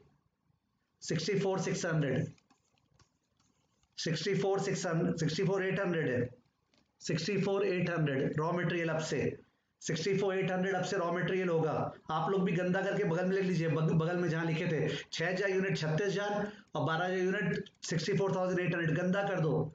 ओके, गंदगी ही सुंदरता का सूत्र है, ठीक है। अब 2,000 यूनिट WIP पहले 11 पे था, तो 2,000 इंटू 11 22,000 था। अब अपना प्राइम कॉस्ट क्या है, नए वाले कॉस्ट शीट में प्राइम कॉस्ट क्या है, नए वाले कॉस्ट शीट में प्राइम कॉस्ट है 9.4, देख लीजिए 9.4 प्राइम कॉस्ट है। नए वाले कॉस्ट शीट में प्राइम कॉस्ट 9.4 है, नए वाले कॉस्ट शीट में प्राइम कॉस्ट 9.4 है। तो एक मिनट, सॉरी, तो उस केस में अपना 2,000 इंटू 9.4 बताइए, 2,000 into 9.4 WIP, 2,000 into 9.4, thanks a lot, 18,000, 18,800, 18,800, 2,000 into 9.4 18,800, ठीक है। 18,800 आ गया अपना WIP, 18,800 आ गया WIP, ठीक है ना। चलो नेक्स्ट, नेक्स्ट जो है, नेक्स्ट है अपना ये फिनिश गुड्स। फिनिश गुड्स पहले 16 करके था, 4,500 इंटू 16 72,000 था। फिनिश गुड्स पहले 72,000 था, अब 9,000 इंटू 12.4, 12.4 आप लोग ही बताए थे अभी, 12.4 टोटल कॉस्ट नए वाले कॉस्ट शीट में, 9,000 इंटू 12.4, 9,000 इंटू 12.4, 9,000 इंटू 12.4 बताइए, 12.4 टोटल कॉस्ट है ना नए वाले शीट में, तो 9,000 इंटू 12.4 कितना, 9,000 इंटू 12.4 1,11,600। ये अवानिका बोल रही है, पर राहुल बोल रहा है 72,000। 9,000 इंटू 12.4 में वेट कर रहा हूं और लोगों के लिए, 1,11,600 है, 1,11,600। बात डबल शिफ्ट का हो रहा है, 1,11,600, ठीक है, 1,11,600। ये आ गया अपना फिनिश गुड्स। अब debtors at cost, debtors at cost पहले 6,000 इंटू 16 था, एट इंटू 16 बताइए, पहले क्या था 6,000 इंटू 16 96,000 एट कॉस्ट, 6,000 इंटू 16 96,000 था। अब 12,000 इंटू 12.4, 12,000 इंटू 12.4, आओ जोश में, यलगार हो, 12,000 इंटू 12.4, 12,000 इंटू 12.4, पहले 6,000 इंटू 60 96,000 था डेटर्स एट कॉस्ट. अब 12,000 इंटू 12.4 1,48,800. 1,48,800 करेक्ट है क्या? 1,48,800 1,48,800 करेक्ट. 1,48,800. कैश बैलेंस सब में था क्या कुछ कैश बैलेंस? मेरे को तो याद नहीं है, एक बार देखें सब में कैश बैलेंस था क्या? कैश बैलेंस कहीं लिखा है क्या?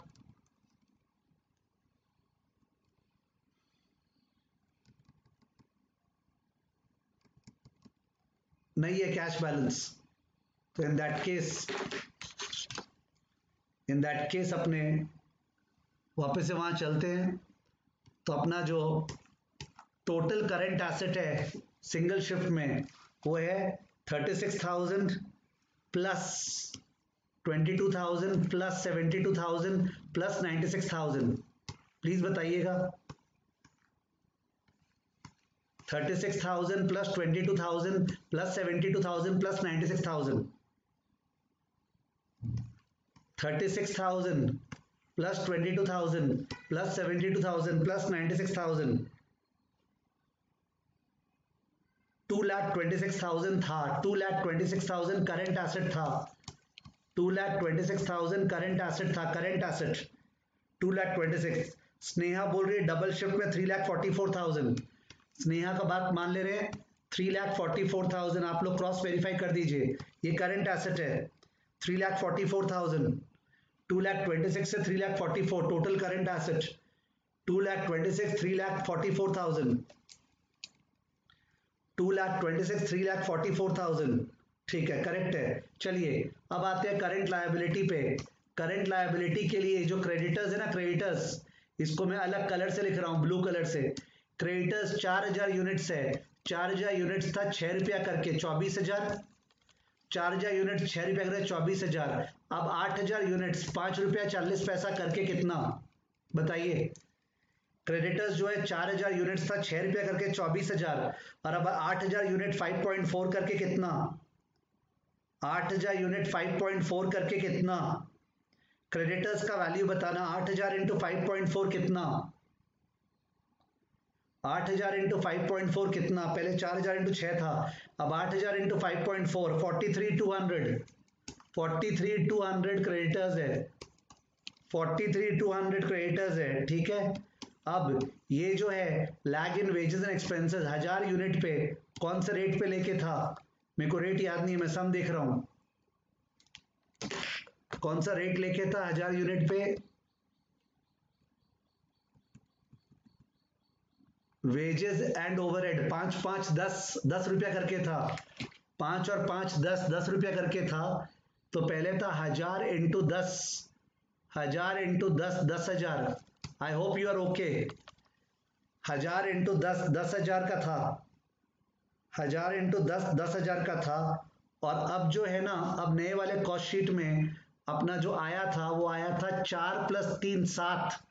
4 प्लस 3 7 था. 7 था तो 7 था तो क्या हो गया, एक minute. 2,000 into 7 14,000. 2,000 into 7 14,000. Double shift में 2,000 इंटू 7 14,000. Okay 2,000 into 7 14,000. परफेक्ट. चलिए करंट एसेट में से करंट लायबिलिटी लेस करते हैं. 2,26,000 में से 24,000 और 10,000 लेस हुआ. 2,26,000 में से 24,000 और 10,000 लेस हुआ. 2,26,000 में से ये 1,82,000 आया वर्किंग कैपिटल सिंगल शिफ्ट. नहीं 1,92,000 working capital single shift. Check करो मैंने राइट किया है ना.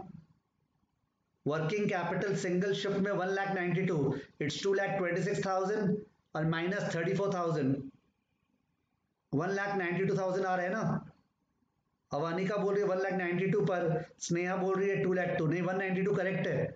और यहाँ पे 3,44,000 माइनस 43,200 माइनस 14,000. 3,44,000 माइनस 43,200 माइनस 14,000 कितना है. 2,86,800. 2,86,800 है ये.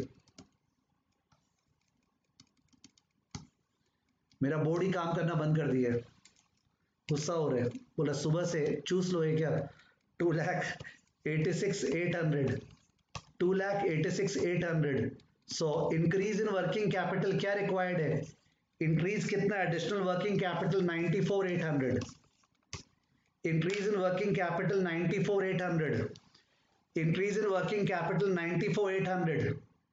Okay, increase in working capital 94,800. Increase in working capital 94,800. ठीक है, 94,800।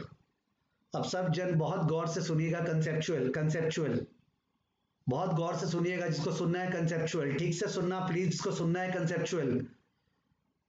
अपना हर चीज का ओपनिंग स्टॉक पता था अपने को हर चीज का ओपनिंग स्टॉक पता था, रॉ मटेरियल का भी, WIP का भी।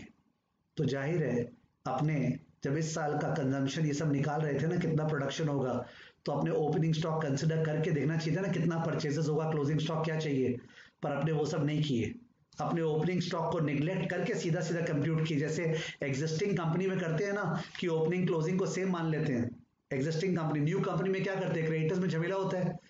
हमने वैसे सम सॉल्व किया, यानी हम लोग ये मान रहे हैं कि सर जो इस साल सिंगल शिफ्ट था और जो नेक्स्ट ईयर डबल शिफ्ट है, उसका इंक्रीमेंटल 94,800 नहीं है। आई रिपीट, अभी तक जो सिंगल शिफ्ट था और जो डबल शिफ्ट में जा रहे उसका इंक्रीमेंटल 94,800 नहीं है। नेक्स्ट ईयर के बाद से जब डबल शिफ्ट चलते रहेगा, नेक्स्ट ईयर के बाद से जब डबल शिफ्ट चलते रहेगा ना, तब single shift to double shift का इंक्रीमेंटल है। इसको बोलते हैं as a matter of policy, not a one time. ठीक है ना? तो यही चीज आंसर में लिखा रहता है, आप देख लीजिए, क्योंकि 2 सॉल्यूशन बुक में दिया रहता है, मैं दिखा रहा हूं, 2 सॉल्यूशन बुक में दिया रहता है। कोई ज्यादा परेशान नहीं है, उसको लिखने का जरूरत भी नहीं है, बट फिर भी it is my duty to reflect to you which I am doing. Just 1 second.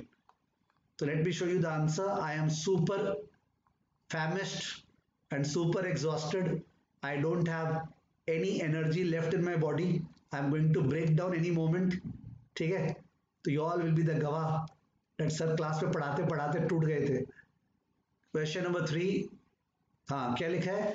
This question can be solved using 2 approaches to assess the impact of double shift for long term as a matter of policy. यही किया है हमने, as a matter of policy. दूसरा, to assess the impact of double shift to mitigate the immediate demand for the next year only. उसका अलग answer होगा जो कि और कॉम्प्लिकेटेड होगा ओपनिंग स्टॉक को कंसिडर करके। The first approach is more appropriate and fulfilling the requirement of the question. यही इंस्टीट्यूट का आंसर है, पर जो स्टडी मैट है उस पर इंस्टीट्यूट ने 2 आंसर दे रखा था, फर्स्ट मेथड से सेकंड मेथड से। जाहिर है सेकंड मेथड नहीं करना चाहिए, फर्स्ट मेथड खाली है। जो प्रेजेंटेशन है, सजावट है, वो आप लोग सजावट यहाँ का देख सकते हैं। ठीक है, मेरे ख्याल से हमने 2 कॉलम बनाया ना, पर यूनिट और टोटल। यहाँ और एक कॉलम यूनिट्स का बनाना चाहिए था, units per unit total, units per unit total. हमने उस हिसाब से सॉल्व किया है। क्या अपना आंसर मैच हुआ है क्या? देखते हैं, ये रहा, वो यहाँ दिखाया ना, यूनिट्स रेट टोटल 2,26,000, 3,44,000 मैच हुआ है, 1,92,000, 2,86,000 मैच हुआ है, 94,800 परफेक्ट। और ये वापस से अब सेकंड सॉल्यूशन कर रहा है, okay, for next year only. ये पॉसिबल नहीं है पार्बोना, एक ही सॉल्यूशन एग्जाम में करके आना है। Impact of double shift for long term as a matter of production policy, for long term as a matter of production policy. ठीक है, ओके। कोई मजा उठा रहा है, बोल रहा भाई खत्म हो गया क्या क्वेश्चन?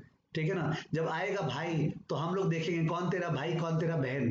ठीक है, जब क्वेश्चन आएगा तो ठीक है, अभी तो मजा उठा ले। तो कोई बड़ा सब जब होता है तो लोग ऐसे ही करने लग जाते हैं, ठीक है, कि एज इफ क्या जुल्म कर दिया उनके ऊपर, ठीक है, वैसे करके। So we have not been able to complete the entire discussion of working capital management. वो WIP में रह गया है।